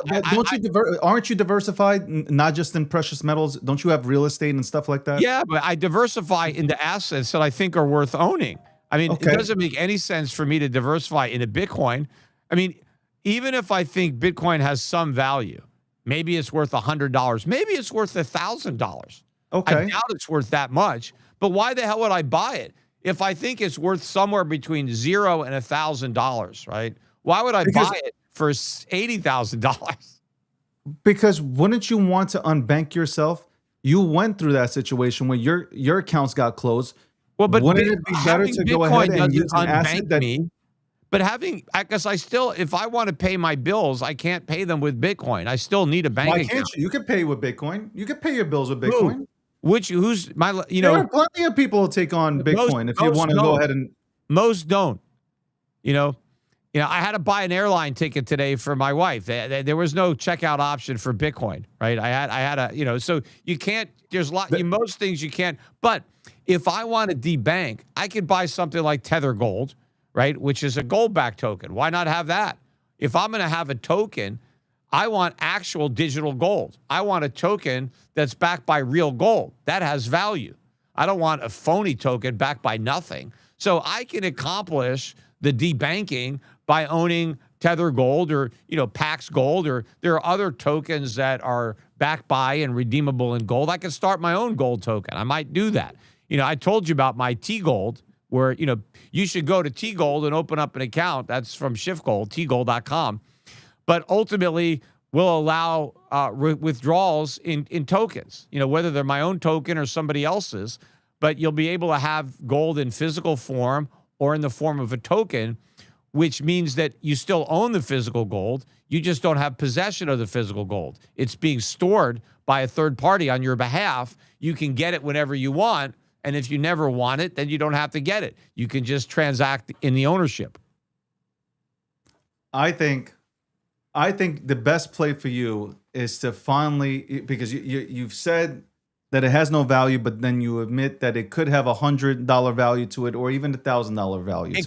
It could. I don't know for sure, but I don't think it has anywhere near the value that's currently priced in. But don't people put value on assets, Peter? They do. And it's not just the institutional players. I'm talking about retail, such as myself. We put value on assets. The people put value on assets, and we see value in Bitcoin. So why is it so? I know that. Why the pushback? Hey, you know what? They see this as currency. There were times where people saw seashells as currency. Right. Well, markets, look, Newsmax stock got up to $240 like the week it came public, and now it's down to $6. People saw value. You know that Nakamoto is down now. I mentioned that, between the last Bitcoin conference in 2025 and the conference in 2026 in Vegas, about a year apart. And Nakamoto, from where it traded at, which is a Bitcoin treasury company, the stock went down over 99%. So people saw value in it a year ago, and a year later, they saw hardly any value in the exact same company. So people's opinions can change. A lot of people saw value in .com companies in 1999 that went to zero. Okay, It went away. It didn't. People. People. But this is the same argument as people can see value where it doesn't exist. People can be confused. Do you have Amazon? Judgment can be compromised based on greed, right? And that's have Amazon or no? Do you own Amazon stock? No, I don't own it. Okay, I do. And it went down to what? During that. Yeah, Amazon. What did it go down to? I don't remember the exact price, but I would say Amazon had an 80 to 90% decline from its peak. Correct. But Amazon survived. It was one of the few companies that did. But Amazon's doing great now, right? Yes. But Amazon is an actual business. And and look, Jeff Bezos did a fantastic job with Amazon. Bitcoin is not a stock. I know. It's currency. It's nothing. It doesn't generate any earnings. It doesn't pay any dividends. Exactly. It's a currency. Why should it be? And why should it follow the path of Amazon? It's got nothing in common with Amazon. What I'm saying is, I'm talking about the companies that you just named. Nakamoto. They're down. Great. If you believe in Bitcoin, if you believe in these companies, like you should acquire them, right? No. I'm just pointing out. Go back up. I'm just pointing out that people can see value where no value exists. People can be wrong. And it happens a lot in the investment world. The crowd gets it wrong. They misprice assets. And that is the situation with Bitcoin. A lot of people think they see value in Bitcoin, and so they buy it. But I think they're hallucinating that value. Now, one of the value that Bitcoin did have is that people that bought it early got rich selling it to people who bought it later. So that's real. That actually happened. So for a lot of people, Bitcoin was a ticket to massive wealth.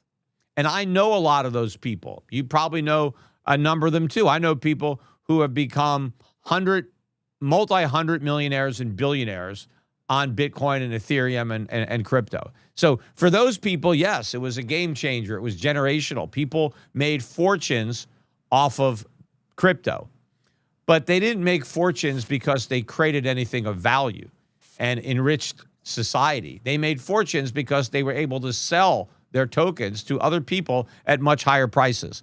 And those people are going to be the big losers. So the reason some people got rich off of crypto and Bitcoin is because a lot of other people are going to go broke off of Bitcoin and crypto. It's a transfer of wealth, not a creation of new wealth, but a transfer of existing wealth from the people who buy Bitcoin and get and are left holding the bag. That money gets transferred to the people who sold Bitcoin, who bought it early and cashed out. But hold on, the same people, Peter, the same people that bought it early, they were never wealthy to begin with. They took a chance on an asset and believing in an asset. Some of them, I mean, the Winklevoss, they were already rich, right? They just got rich. Of the people are, nobody knows who 50 to 60% of the, the early wallets are.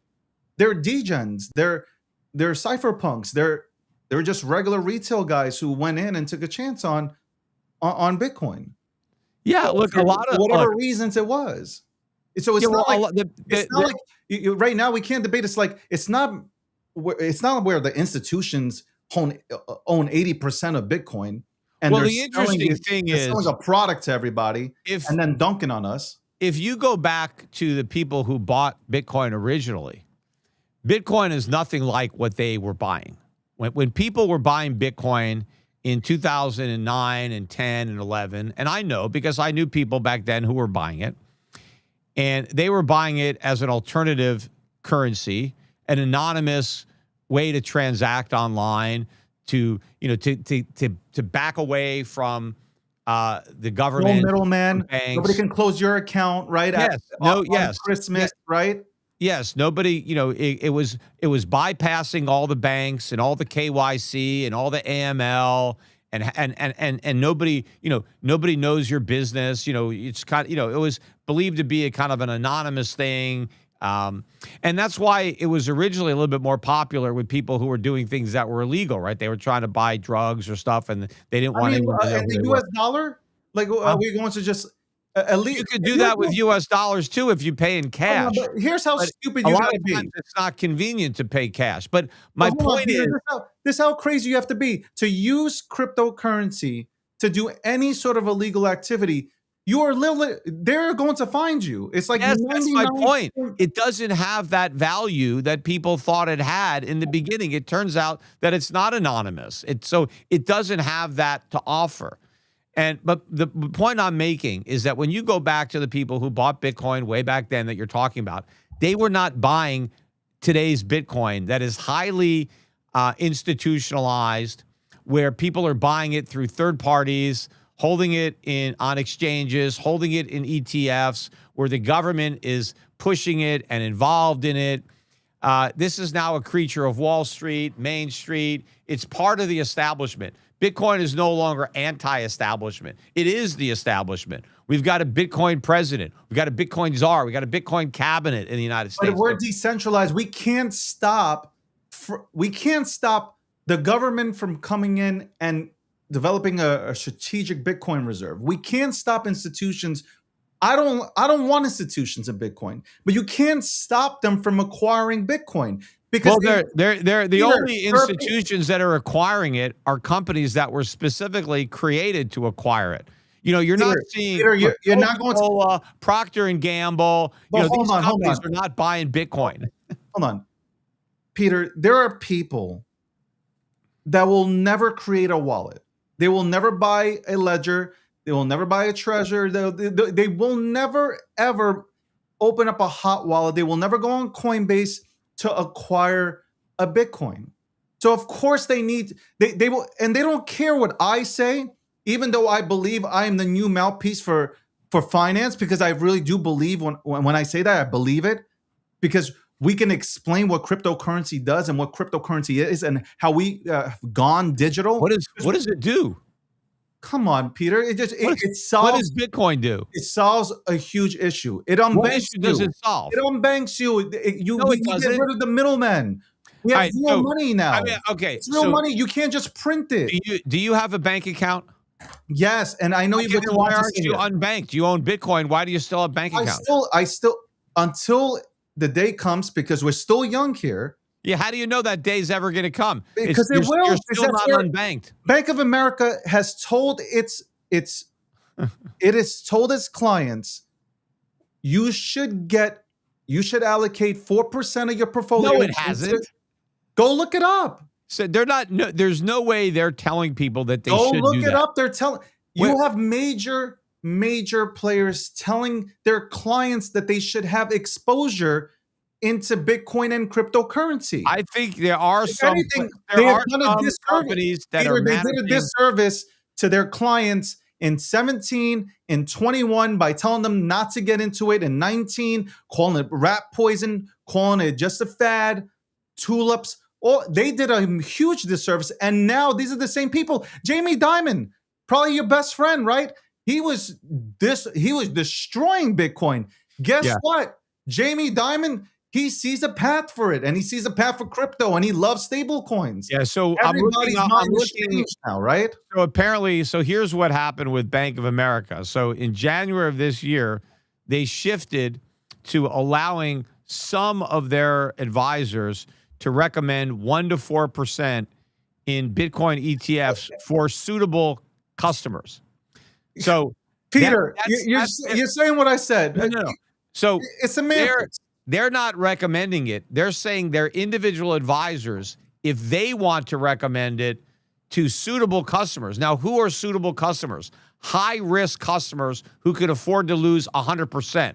So you can recommend, if you want to, that one of your highly risk seeking customers who wants to gamble and who might buy other extremely risky assets, you could say that risk-seeking investor can buy a small amount of Bitcoin.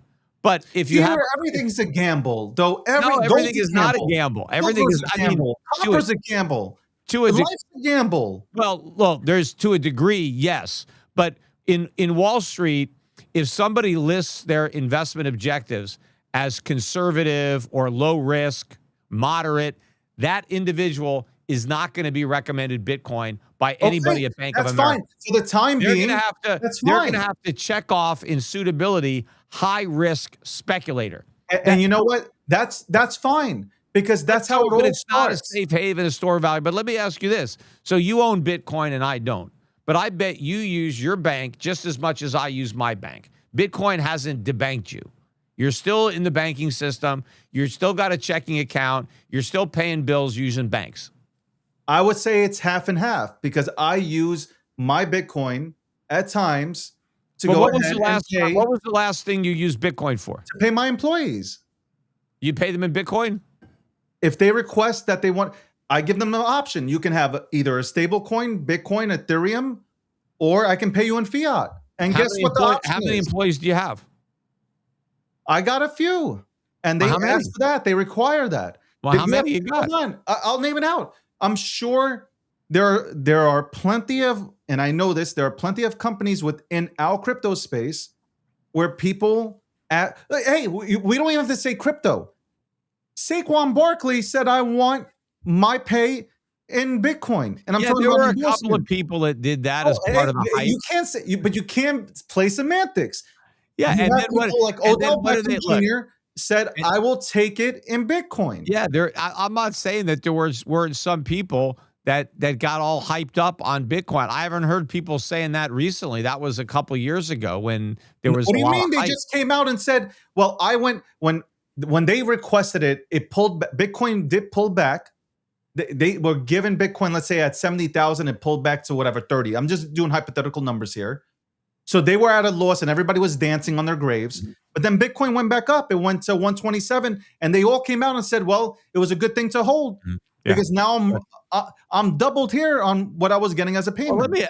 Well, I think some Wall Street firms, they got suckered into the FOMO with all the action, all this. You think they're that stupid, Peter? And they cave in. All right, you could buy a little bit. Look, what Peter, offer. Hold on, I'll let you. You can have the mic as long as you want. I enjoy these conversations. I go to your website and you're like, you can pay in cryptocurrency. So you see the value there. No, so I know what you do. I get it, and they convert it for fee. I totally. So understand. you're talking about Schiff Gold. Yes. And yeah, we were one of the first people as soon as BitPay launched. Okay. To use that service to make it easier for people who have Bitcoin to sell it to buy gold from Schiff Gold. So there you go. But you still accept Bitcoin. Technically, we never see the Bitcoin. We never touch the Bitcoin. But all we get are dollars. But you offer the service. We offer a service to help you sell your Bitcoin and buy gold. Yes. So write that in there. You are accommodating people who hold Bitcoin, who want to sell it and buy gold. Yes, but whatever they want to do. Listen, people sell properties to get fiat. That's how the world transacts. But there's a difference between accepting Bitcoin directly and working with an intermediary that sells the Bitcoin and gives us dollars. But yes, if you still offer BitPay to take on people who want to buy gold with Bitcoin. Yeah, BitPay buys the Bitcoin from the Schiff Gold customer, converts it to dollars, and sends it to Schiff Gold. That's what they're doing. And then we send the gold to the person who paid. So basically, a transaction was made in Bitcoin to get gold. Bitcoin was sold to get dollars to buy gold. Why can't you see that? I have Bitcoin. I go to Peter Schiff Gold. I'm paying in Bitcoin to get gold. That's how I see it. You're paying a middleman. You don't understand the difference. There's somebody in the middle. I understand, but I'm still paying in Bitcoin. And you're laughing because I'm right. You're not. You're paying. Schiff Gold's getting dollars. I understand what you're getting. I understand what you're getting, but I'm going to your site, and your site is offering me the chance to buy gold with Bitcoin. That's what it's doing. So Bitcoin is a useful But you know what? asset. Here's what we're going to do at Schiff Gold. We're going to allow the payments for gold with gold tokens. So let's say somebody has Tether Gold. They can actually send us Tether Gold directly. We'll accept it and send you physical gold. So there we'll actually take it because we know what we're getting. We're getting something real. You're slowly coming into the crypto side, though. You're slowly. If the crypto is real, backed by something real, that's different than Bitcoin, which is backed by nothing, which is just digital hot air. But I wanted to ask you. Go ahead, ask me. I'll ask you a question about the CZ event when you were sitting there at that event and they handed you the bar of gold. Look, people always ask me, what if Bitcoin keeps going up? When are you going to change your mind? And I can't really answer that. But can you answer the question that is there a price where Bitcoin trades that you would change your mind? Like I said, if Bitcoin breaks 50,000, it's going to go to 20,000. So let's say in a couple of years, Bitcoin is at 20,000. Are you just as convinced that Bitcoin is everything that you think it is at 20,000 in a couple of years? Or might you think, this isn't working out the way I thought. Maybe I should cash out and take my 20 grand while it's here and go home. I don't think that way. I don't know. I know you speak to a lot of people, Peter, and people, they say all types of fucking shit. For me, what is our monetary system's broken, correct? Can we agree on that? I agree on that. I don't think Bitcoin fixes it, but I agree that it's broken. But I'm just saying here before I go to the next level into this conversation, we can agree that the monetary system is broken. It is. When you can print money out of thin air, it's broken, right? You have what are we at? $39 trillion in debt? 39.2. $39.2 trillion in debt. How is the dollar? If I have $50,000 in the bank right now, my $50,000 is not worth $50,000. It's probably like 20,000 to 30,000 Right. Well, in terms of power.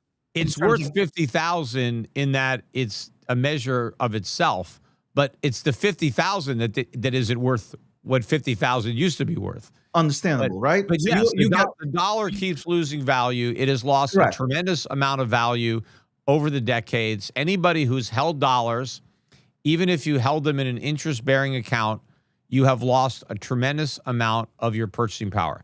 So If you you are got rid of literally your dollars, the if you dollar is own gold, if you own silver, if you bought real estate, if you bought stocks, if you bought tangible property, then you avoided that loss. But if you saved U.S. dollars, you got killed. That wasn't the case in the 19th century.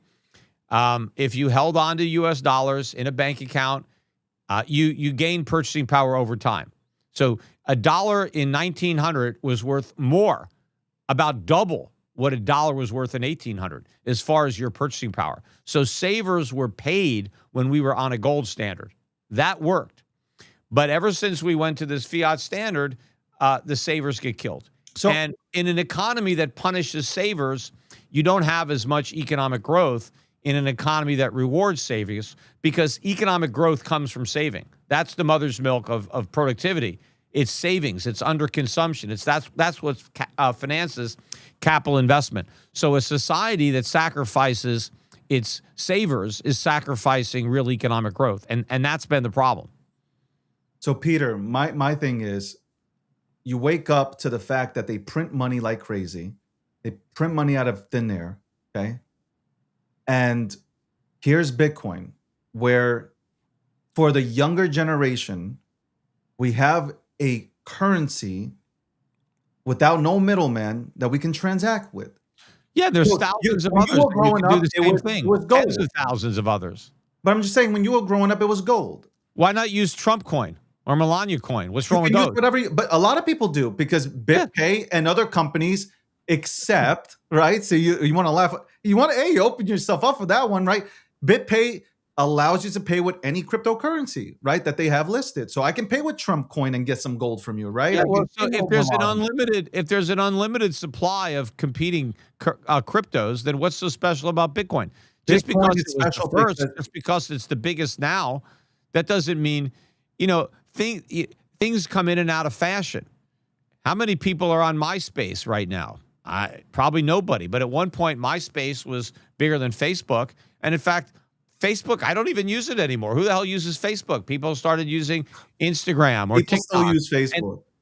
I don't use Facebook, but people use Facebook. Look, there are still a lot of people- people that use Facebook. Look, there are still people sending me emails from AOL addresses, right? There's not that many left. But at one point, AOL dominated email. That was pretty much where everybody used for email. So Bitcoin is like AOL. Yeah, somebody is going to find something bigger and better. Tastes change. Is Bitcoin the fastest? No. If I'm buying a house, I'd probably use Bitcoin. If I'm doing day-to-day transactions, I might, and this is me saying I don't that's care what anybody thinks. I'm using something else. I'm using a stable coin to go ahead and how many people are selling houses for Bitcoin? I know there's sometimes that happens. But Ryan Seacrest had an episode where a guy offered him, I think it was 50,000 Bitcoin for a penthouse in New York City.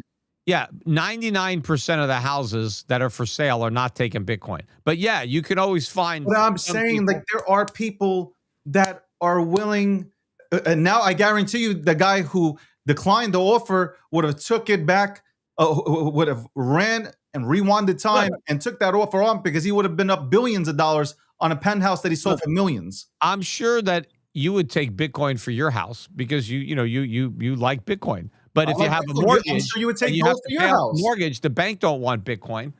But if you own your home without a mortgage, What do you mean? The mortgage companies now allow you? It's going in the direction of the mortgage companies are allowing people to list Bitcoin as the Trump administration has pushed Fannie and Freddie into this kind of scam where they will allow people to use, to borrow against Bitcoin. Yes, they over collateralize it rather substantially, but you're able to put up Bitcoin And instead of selling it, you're able to borrow against your Bitcoin to make a down payment on your home and still get a Fannie and Freddie approved mortgage. I mean, I think this is a big mistake. I think it's going to lead to more foreclosures and more losses for taxpayers. But this is an example of what the Trump administration is doing to try to curry favor and pay off the crypto industry for the support that they brought in his election. I think Bitcoin helps the U.S. dollar as much as the stable coin. Yeah, Bitcoin doesn't help the U.S. dollar. Bitcoin doesn't help the dollar at all. I mean, in fact, the original purpose of people wanting to buy Bitcoin was to replace the dollar. The dollar was doomed. Bitcoin, you buy Bitcoin, because the dollar is going to go down. Now people are saying that Bitcoin helps. I grew up in the OG era. That was not the thought process. You're getting that from the crazy ass Bitcoin maxis that sit in spaces all day, saying that Bitcoin's going to replace the dollar, that is.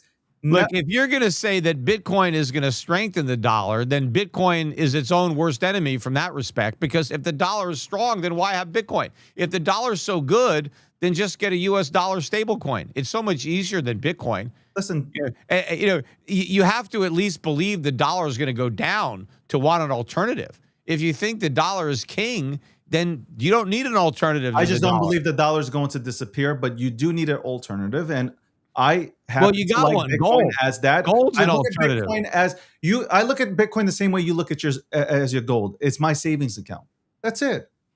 And maybe because I'm spoiled and I live in America, that I just choose to collect Bitcoin, and I can do that, and I don't need to spend it. But you know what? Other countries, banana republics, they are using Bitcoin to transact. Well, they're probably more likely to use stable coins. It's a lot easier. Again, Bitcoin there are is a people lot that are more using volatile. Bitcoin. I'm And sure it's there are people slower and using more expensive. But you see, there is a reason why people have gone away from this broken ass monetary system, and they have gone to Bitcoin and even. Well, most people have not gotten away from it yet. Now, I agree. I think eventually that may happen, but the vast majority. You don't think people have used Bitcoin in Russia or in Eastern Europe or in Venezuela? Most of the use for Bitcoin is for trading. No, it's not true. Yes, it is. That's the use case. It's buying and selling and hodling it because you think you're going to get rich. A very small American perspective. Percentage. That is an American perspective. Americans have most of the Bitcoin. How do you? We don't know that. Yes. No. We don't know that at all. Well, I don't know. That's what I read online, that more than half the Bitcoin is and you said don't read anything online. You were the first one. Well, you're the one that reads what they say in the papers. Well, just go ask AI who owns most of the Bitcoin. Oh, yeah, I'm going to believe AI. Okay, AI has their own. And by the way, well, maybe they do it by using IP addresses. I don't know, but I mean that's the estimate that I don't. One thing like you said about Saylor, I think Michael Saylor is going to prove every critic wrong, and he's going to be one of the wealthiest men on the planet. Well, he already is one of the wealthiest men, and maybe he'll still be one of the wealthiest men after his investors lose all their money in strategy and stretch. I don't think they're going to lose their money. I don't think they are going to lose their money. I think he is 100%. He has created this flywheel look. It's been impressive to watch. I think he's the devil, right? You think he's the Messiah. I think he's a false prophet. I think he's a charlatan. I think he's a fraud. I think he believes in Bitcoin as much as you believe in gold. I don't know. I mean, maybe he believes in it and maybe he doesn't. Can't you give him some credit? Can't you say, you know what? Michael Saylor believes in Bitcoin as much as I believe in gold. Look, I might not be able to understand it, but I can understand the passion that he has for this item. Look, this asset. I'm not a mind reader. I look at the Federal Reserve. I see all the mistakes that they make. I see the things that they say. And I say, look, I don't know if they actually believe that or if they're lying. I don't know. Are they ignorant or are they lying? Because it could be either one. The things that Michael Saylor says are so blatantly ridiculous. I don't think a man as smart as Saylor could actually believe what he's saying. Hold Now, on, maybe Peter, I'm that's wrong. only because you don't like Bitcoin. No, it's not If because you- I don't hold on, like if he Bitcoin. was I saying- like logic. Wait, let me ask you a question. If he was saying, if Strategy was buying gold the way they were buying Bitcoin, you wouldn't have a problem with Oh this. no, yes, I would. No, you wouldn't. I mean, No, you would it wouldn't not. be if Strategy were buying gold, he wouldn't be able to raise all this money. Nobody would be giving him money to buy gold the way they're giving him money to buy Bitcoin. Why wouldn't they? Because he wouldn't be offering an 11.5% yield at this point. Because he's not going to be able to say gold's going to appreciate. I actually think that gold would appreciate like that, but I think that if Saylor was doing what he's doing now with gold, the SEC would have already stopped him. I think they would have put a stop to the marketing fraud and they would have shut him down. I think it's hands off a Saylor at the Trump SEC. Because I think that, what he's, I don't think what he's that's telling how they're investors. operating. Come on, Peter. Yes. There's I don't think. there's no way they would let me do this. If I tried to do this with gold, believe me, they would be shutting me down. I think honestly, if he was doing it with gold, you would be one of his biggest No, I wouldn't. fans. Okay, you know what it is. Look, Peter, what I you're would be in part of the favor of. digital era. I don't get it. Let me tell you what I'd be in favor of. You know what? We're moving away from paper. We've already been digital, but now we're going completely digital. We're trying to get away from the middleman. I don't understand how you can be bullish about that. Getting away from all middlemen that have Yeah, but control over your Bitcoin is accounts. all about middlemen now. Most people buying Bitcoin are using a middleman. The demand is coming from the middlemen. So it's not even, getting rid of that. You're introducing a lot of middlemen where middlemen aren't even needed. That's what, but they need that to get people to buy Bitcoin. They don't want to buy it if they can't have a middleman. I forgot I was about to make a point, and then you asked me that question, and now I forgot what I was going to ask. What about if Saylor was selling? Oh no, this is what I would be in favor of. Gold. No. If companies wanted to hold gold on their balance sheet instead of dollars for longer term, like I would not recommend a company like Procter & Gamble or Coca-Cola keep gold to meet its payroll, right? Because, it could in over a short period.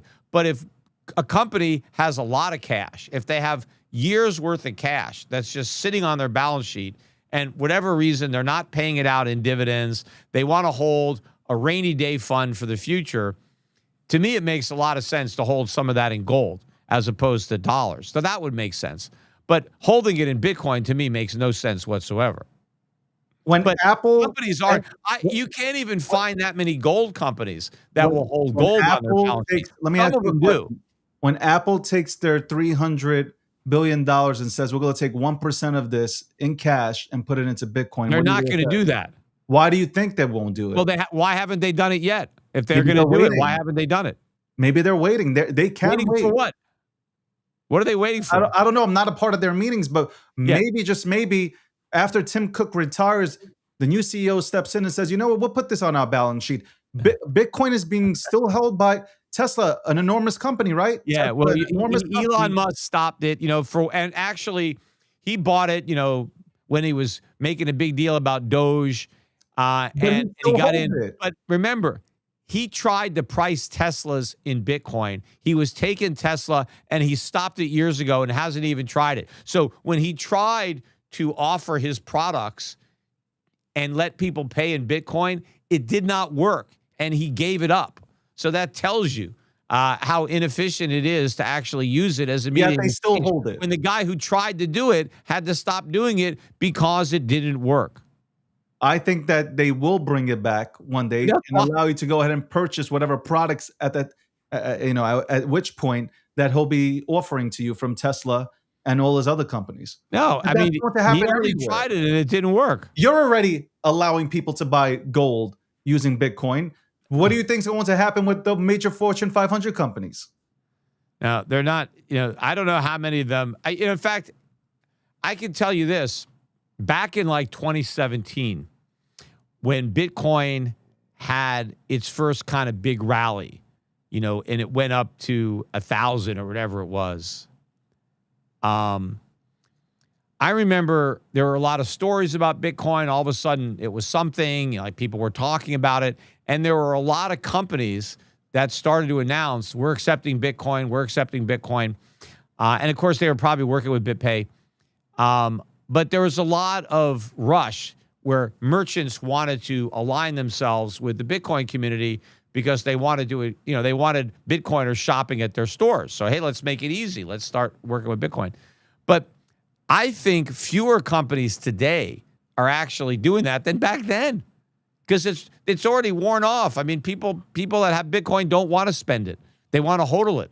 They don't want to use it to buy shit. So Peter, you are literally talking about Americans. We are spoiled. Right, but if you're not in America, use that we can hold. But if you're not, hold on, Peter. When we have everybody, forget about even the institutional cats. I don't really care about them. We have always said before institutions started to make their way in here that Bitcoin's going to hit $1 million. Now you have institutional players. I named Kathy Wood. She's gone out there. She said that it's going to go to $1 million. She's bullshitting too, talking her book. But if you are, Larry Finn, what about Larry Finn? BlackRock. Tell me about BlackRock. Yeah, they're still in their crypto ETFs that they're managing, and so they're lying to their clients. But let me address your point. And then I got to go. Can't get away from that. I got to Vanguard and all these people lying to their clients. I want to make this one point, and then I got to go because I got a 2:30 and it's 2:14. No but if I'm living in someplace in Africa where they don't have a legitimate government or a decent currency, and I'm looking for an alternative way to buy and sell, and I can have Bitcoin or I can have a U.S. dollar stablecoin. The U.S. dollar stablecoin is much better than Bitcoin because it has more day-to-day stability and it is easier to use. It is cheaper to use. It is quicker to use. So in that respect, if your primary motivation is an alternative form of a medium of exchange, then you're not going to pick Bitcoin. You're going to pick a U.S. dollar stablecoin. If your main goal is just a store of value, well, then you're going to pick gold. You're not going to pick Bitcoin. If you're an American looking for a store of value, that's what you would do. You're not going to go. So I don't really see the use case anywhere for Bitcoin when you have a better alternative for medium exchange and you have a better alternative as a store of value. Now, gold can actually be both if you tokenize it. So I think ultimately that guy in Africa may decide to use gold, as opposed to regular Tether. He might think, well, I'll just use Tether gold. Maybe he wants to hold his Bitcoin and he'd rather use Tether to go ahead and make a transaction. But hold his Bitcoin for what? Because the value of Bitcoin will appreciate no matter what you say. What if it doesn't? You're just a gambler. It's just gambling. You could have said with gold. You didn't. Well, you're going on dreams. Okay, gold's got 5,000 years of history behind it. Bitcoin's got 15. How do you know? How do you know that the next 15 years are going to look anything like the last 15? Peter, you just made my point. Look how far it's come. 15 years versus 5,000 years. Look how far it's come. Well, it hasn't come far because it's not doing anything. People are just hoarding it. It's resulted in a big bubble. I'll give it that. Yes, in just a short period of time, it's inflated into a massive bubble. I'll give you that. Could be one of the biggest bubbles in world history. Yeah, if you want me to congratulate you on the size of the bubble, that's been inflated. I just want you to buy like $100 worth of Bitcoin. Why waste $100? You said it was worth $100. No, but okay. You want to sell me one of your Bitcoin for $100? I'll pay you $100 for Bitcoin. I'll sell you. All right. I'll sell you $100. I'll sell you $100 worth of Satoshis. Yeah, but why would I want? They're not worth $100. You said it's worth $100. No, yes, but the price is $70,000, $70,000. So maybe when the price is $100, then you can tell me to go buy some. But I'm not going to pay $70,000 for something that I think might only be worth $100. Why would I do that? Peter, I have fun with that conversation. I got to tell you, I have fun watching you. I have fun when you come onto the program. I hope, David, at a minimum, you sell some of your Bitcoin as a result of the things that I'm saying, just in case I'm right. And your audience should sell some of their Well, Bitcoin. hold on, And Peter. I Let me will ask make you a it question. easy. Shift Gold makes it easy to sell some of your Bitcoin. Okay, I So, will buy my gold. Next time I make another gold purchase, I will buy it from you. what I do you will mean? use, You didn't buy your last gold from me?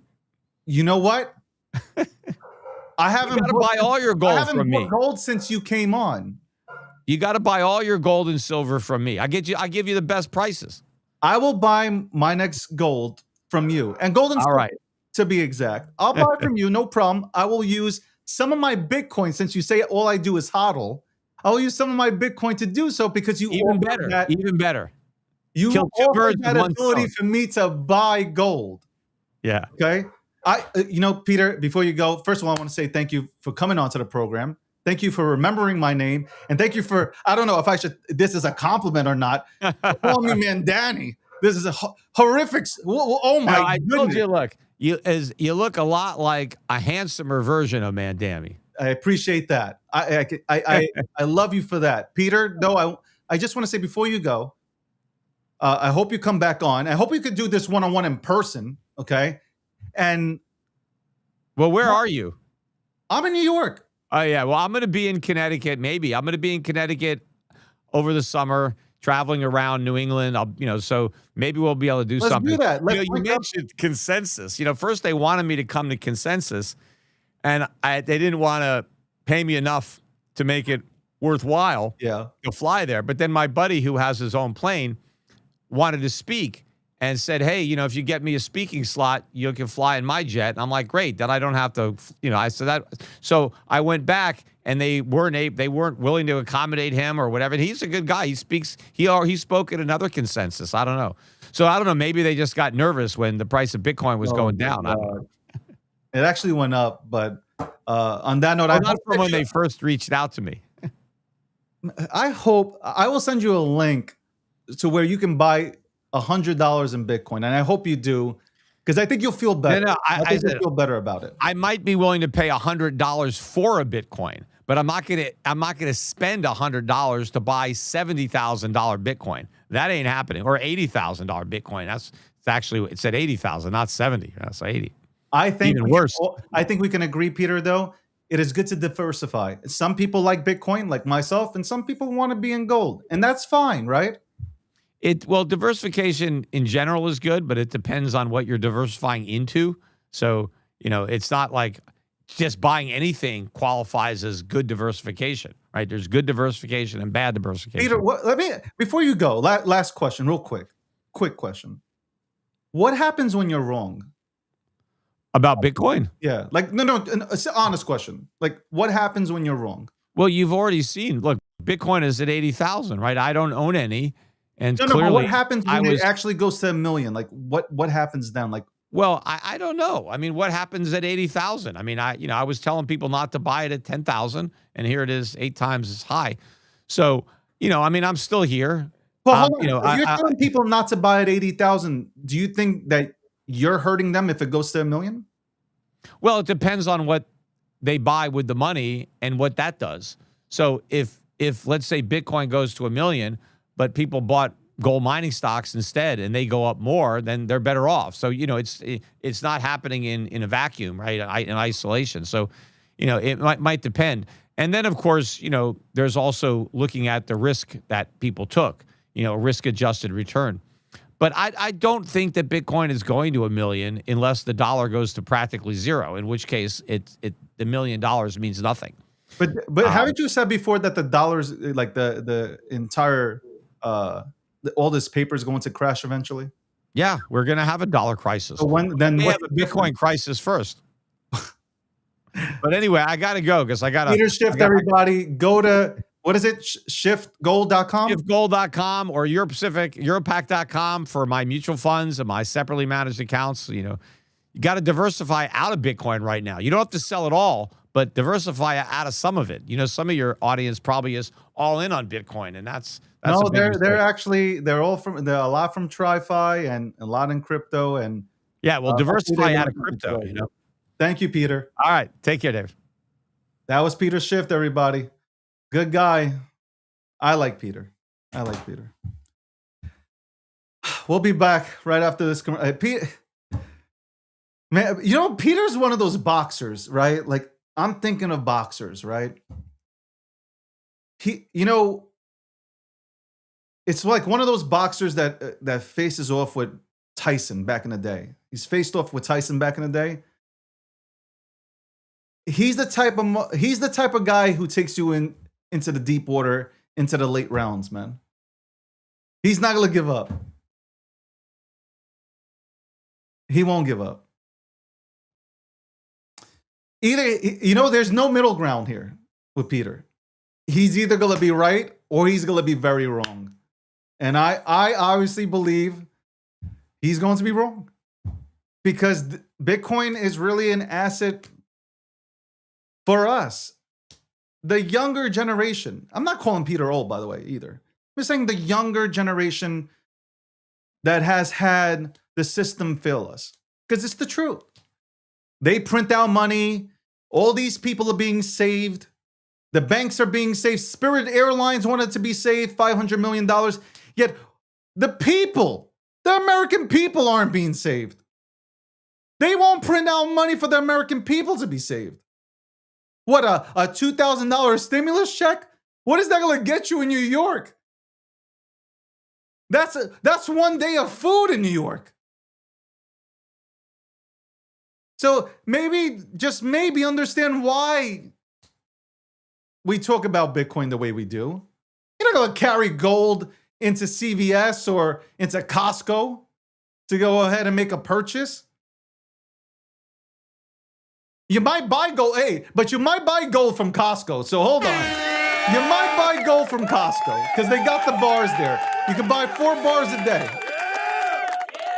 I can't believe this. I'm talking about gold. But listen, I'm diversified. I'm not in just... I speak crypto all the time and I love Bitcoin. That's the asset, man, to have. I just have a different opinion here. Like, I think that you can have everything and there's no problem with it. You go win on things, you go lose on things. Nothing's guaranteed. I just feel bad. Peter doesn't have Bitcoin. We'll be right back after this commercial break. What first got you excited about blockchains? Think about it. Oh, wait. I bet it wasn't multi-million-dollar hacks, exposed data, or finding somewhere safe to store your seed phrase. Was it? Maybe it was the idea of decentralizing a broken financial system. Maybe it was imagining a world where people own their own data and get to sharing the value it creates. Or maybe it was the promise of a fundamentally better way of connecting, communicating, and transacting. The next phase of the internet that empowers us instead of exploiting us. So why hasn't that happened yet? Why are we still living with the same broken system that blockchains promise to fix? It's because blockchains can't keep a secret. Enabling open, transparent systems was only the first half of the challenge. For blockchains to really change the world, they also have to be able to protect our sensitive data when it matters. And that's why we built Midnight, to bring down the final barrier to mass adoption and unlock the full potential of the decentralized web. Let's build the internet we deserve, together. Ladies and gentlemen, we all know this in crypto. Ownership matters. That's why Cake Wallet. Cake Wallet gives you full control of your digital assets, all in one easy-to-use application. You can store Bitcoin, Litecoin, Zcash, Monero, and many more with just one secure backup. Swap between coins in seconds. No copying addresses, no complicated steps, and even includes Bitcoin Lightning for faster payments. And with Cake Wallet built in, you can use crypto in real life through debit cards or gift cards. Simple, secure, self-custody. Download Cake Wallet and take control of your crypto.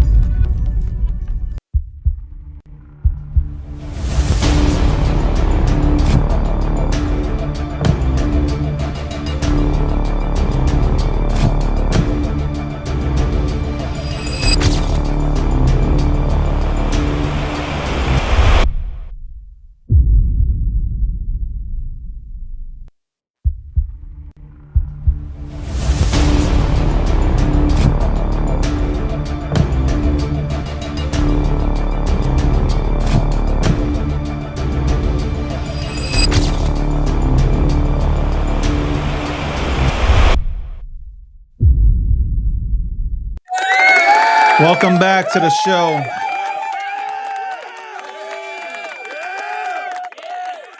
That was Peter Schiff. It was on just now. My overlay is not working. My overlay wasn't working. Hopefully you guys had fun. Thank you, Peter, for coming on. Peter Schiff, ladies and gentlemen. We got a lot of people. We have a lot of people coming on in the next few weeks. Because I'm back to, hey, let's bring on some guests. Because, enough of me talking. I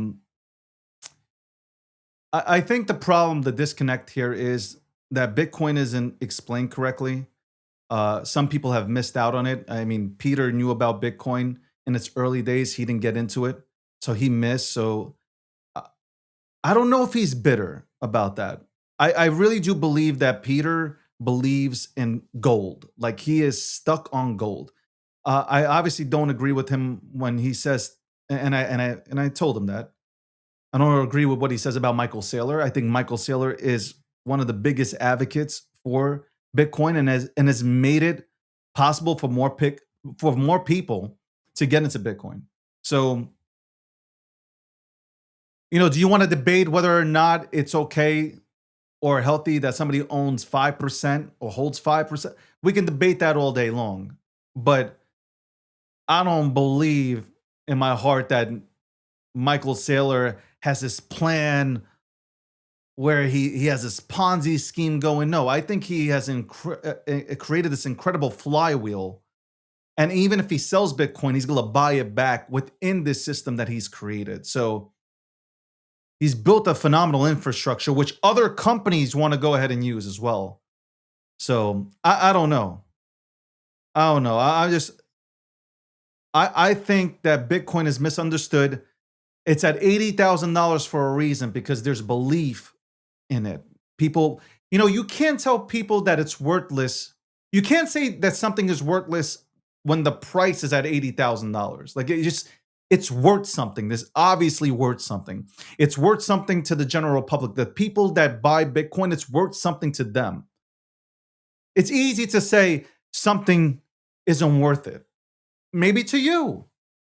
Maybe you don't like Ferraris, but to somebody else, they like it. They like a Ferrari. They like a 458. Okay. Some people like Huracans. Some people don't. You can't tell people what they should and shouldn't like. And this is the same thing that I said about the institutions. Institutions told their clients not to get into Bitcoin. Go look at it. All these institutions did not offer Bitcoin to their clients. They told them Bitcoin is dog shit. And now these are the same people that are offering them Bitcoin. So they did absolute horrible damage to their own clientele, because they could have had their clientele get in early. Some of their clientele could have got in at 3,000, 5,000, 7,000. But they were telling them that it was rat poison.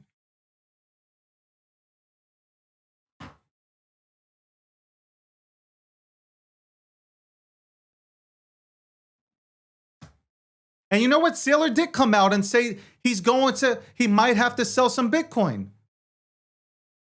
And guess what? Usually that type of news would have said Bitcoin to fucking 20,000.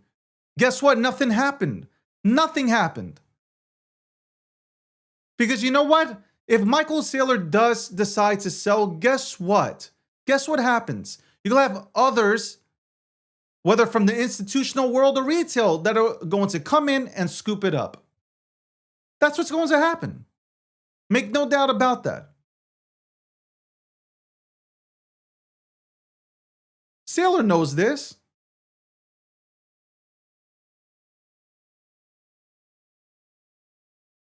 I'm going to bring Michael on.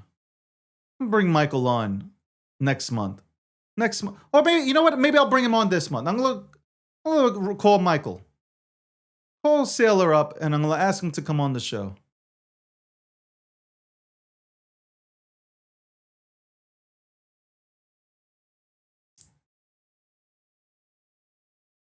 I've heard Michael Saylor break this down. I heard him break down the products and everything that he's attempting to do. I've watched. To say that you don't understand is crazy. It is absolutely crazy to me that people can still sit here and say that they don't understand what he's doing. You do understand.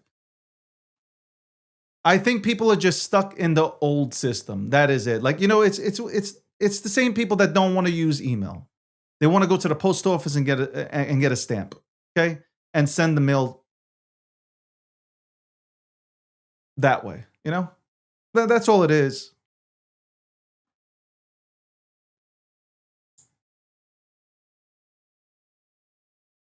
That's all it is.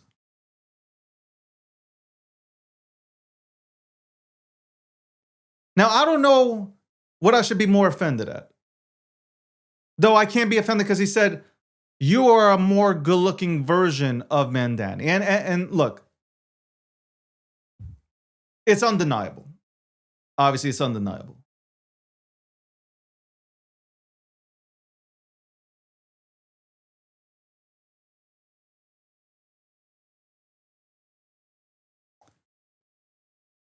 Peter couldn't get out of what I said to him, though. SchiffGold.com accepts Bitcoin and cryptocurrencies.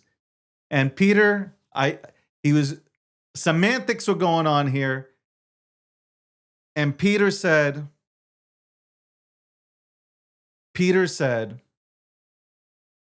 well, they transfer it into fiat for me. Bro, you accept Bitcoin. That's it. You accept cryptocurrency. And it's okay. It's okay. I will say, though, Peter is definitely living that good life because the tan is impeccable. And I will reach out to Peter and we are going to sit one-on-one.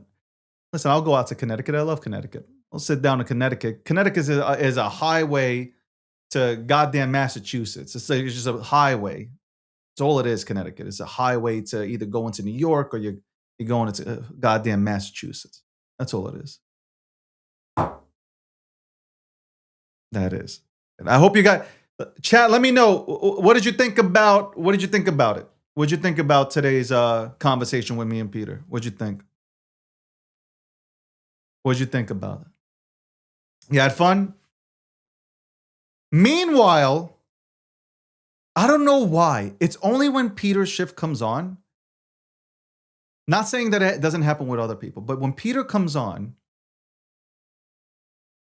all three monitors kept going out. And if you watched me, I kept on going like, I'm looking to the side, not because I'm like not trying to look into the camera. I am trying to fix the monitor.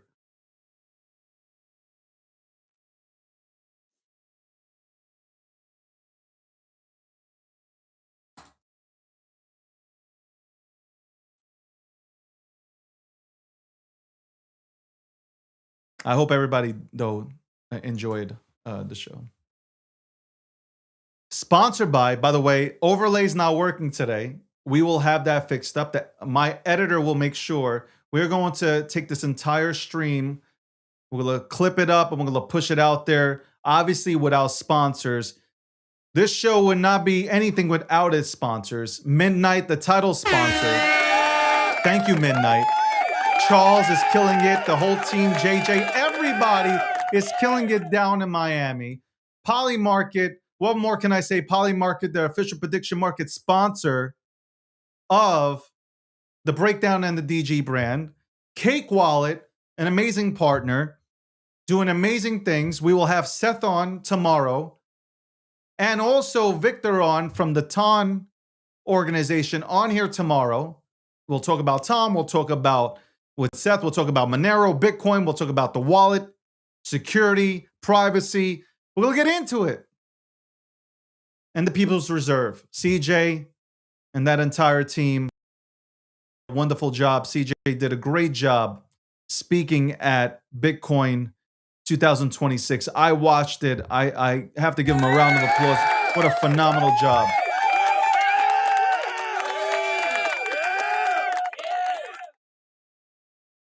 We will bring on more women. Some of my favorite guests have been women. Perry Ann Boring has been I'm gonna bring it back this month. We got to talk because we are getting close to the Clarity Act apparently being passed. So I want to go ahead and talk to Parianne about that. We will bring on Kathy Woods. We'll bring her on. Don't worry, I got it all planned out.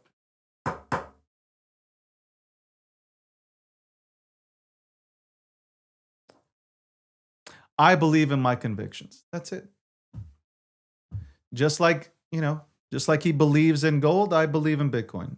Listen, but I'm not going to tell people not to buy gold. I think everybody should diversify like crazy. Buy real estate, gold, precious metals, Bitcoin. Do everything possible to set yourself up good and your family and your bloodline. I think you should do that. You have the opportunity to do so. You should. So ain't nothing wrong with that. There's value in everything, right? There's value in everything.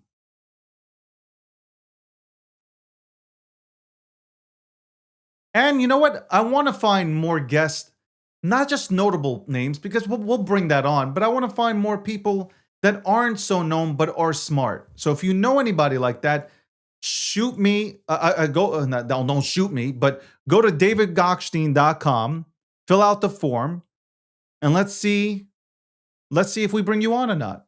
But I want to bring on like really intelligent cats that want to touch on not just money. It could be anything. Fly fishing. Okay? For Christ's sakes, it could be fly fishing.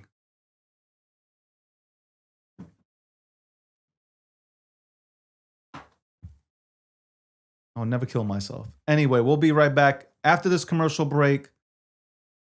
Okay, we'll be right back after this commercial break with the quote of the day, right after this. What first got you excited about blockchains? Think about it. Oh, wait.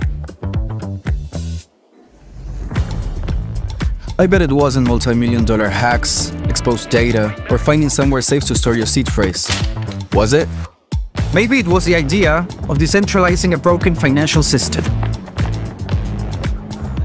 Maybe it was imagining a world where people own their own data and get to sharing the value it creates. Or maybe it was the promise of a fundamentally better way of connecting, communicating, and transacting. The next phase of the internet that empowers us instead of exploiting us. So why hasn't that happened yet? Why are we still living with the same broken system that blockchains promise to fix? It's because blockchains can't keep a secret. Enabling open, transparent systems was only the first half of the challenge. For blockchains to really change the world, they also have to be able to protect our sensitive data when it matters. And that's why we build Midnight, to bring down the final barrier to mass adoption and unlock the full potential of the decentralized web. Let's build the internet we deserve, together. Ladies and gentlemen, we all know this in crypto. Ownership matters. That's why Cake Wallet. Cake Wallet gives you full control of your digital assets, all in one easy-to-use application. You can store Bitcoin, Litecoin, Zcash, Monero, and many more with just one secure backup. Swap between coins in seconds. No copying addresses, no complicated steps, and even includes Bitcoin Lightning for faster payments. And with Cake Wallet built in, you can use crypto in real life through debit cards or gift cards. Simple, secure, self-custody. Download Cake Wallet and take control of your crypto.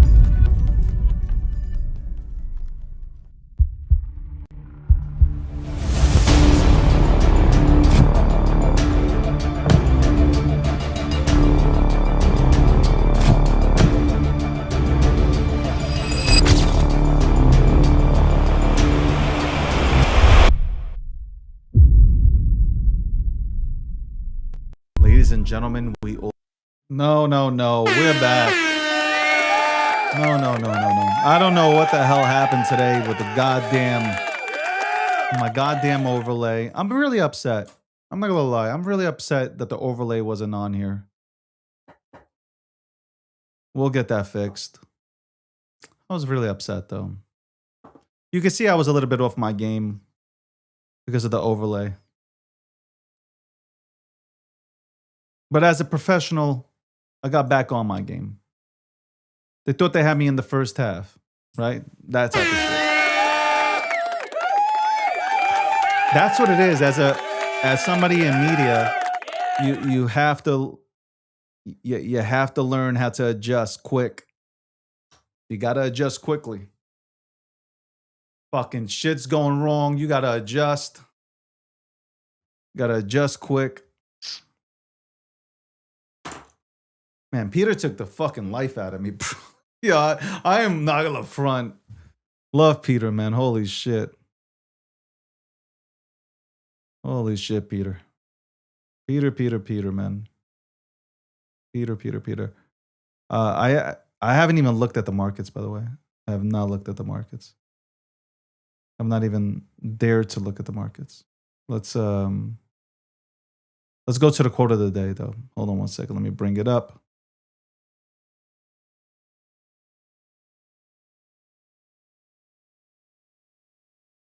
Let me bring up.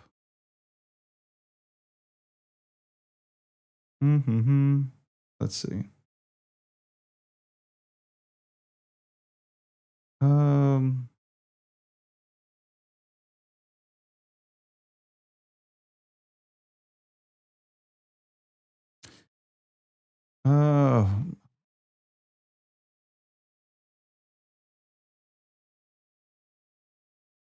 All right, let's go with this. Quote of the day is, you let your bad days affect you too much. Don't let your good days affect you enough. Fix that. There you go. It is 2:44 p.m. Thank you very much for tuning in to the breakdown episode. What episode is this? I don't even know. 704. There you go. Because usually I look at the overlay. But 704, we had Peter Schiff on today for an hour. We went back and forth. I think it was more than an hour, but we went back and forth. We will have it clipped up and put out not only on my account, but on all the accounts with obviously the overlay, without sponsors. Shout out to the sponsors. Without them, we couldn't do this. Okay. We got a lot of things in the works. Watch out for my Cash App commercial part. I am partnered up with Cash App. Coming out with the commercial with Cash App. Stay tuned to that. A lot of things in the works.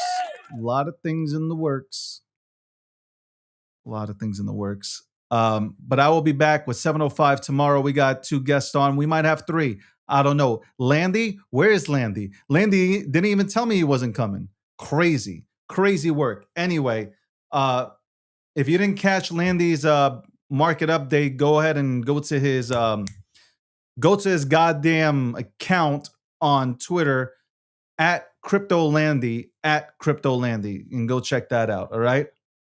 Unbelievable horseshit. Absolute horseshit. Anyway, guys, again, thank you for tuning in on TikTok, Twitter, wherever you've tuned in from. Thank you very much for your support. I appreciate you guys. We only go higher from here. By the way, I was thinking, should I come on here tonight and I was thinking of doing like the $1 million challenge, where I only have like 2 hours to make $1 million. Is that even fucking possible? Or maybe I should lower the expectation. Let's say I come on here and I do an episode. No, I do a challenge to where I got to make $100,000 trading within like 3 to 4 hours. Should I do that? Let me know. Let me know if I should do that. Hit me in the DMs. All right. On that note, guys, it is beautiful outside. I'm going outside after I take a few phone calls, but I'm going to go outside, tan my nuts. You already know what time it is. And then we'll be back tomorrow, 7:05. Thank you so much. 7:05 being the episode. We'll be back at 12 p.m. Eastern Standard Time. Thank you very much. I'm out.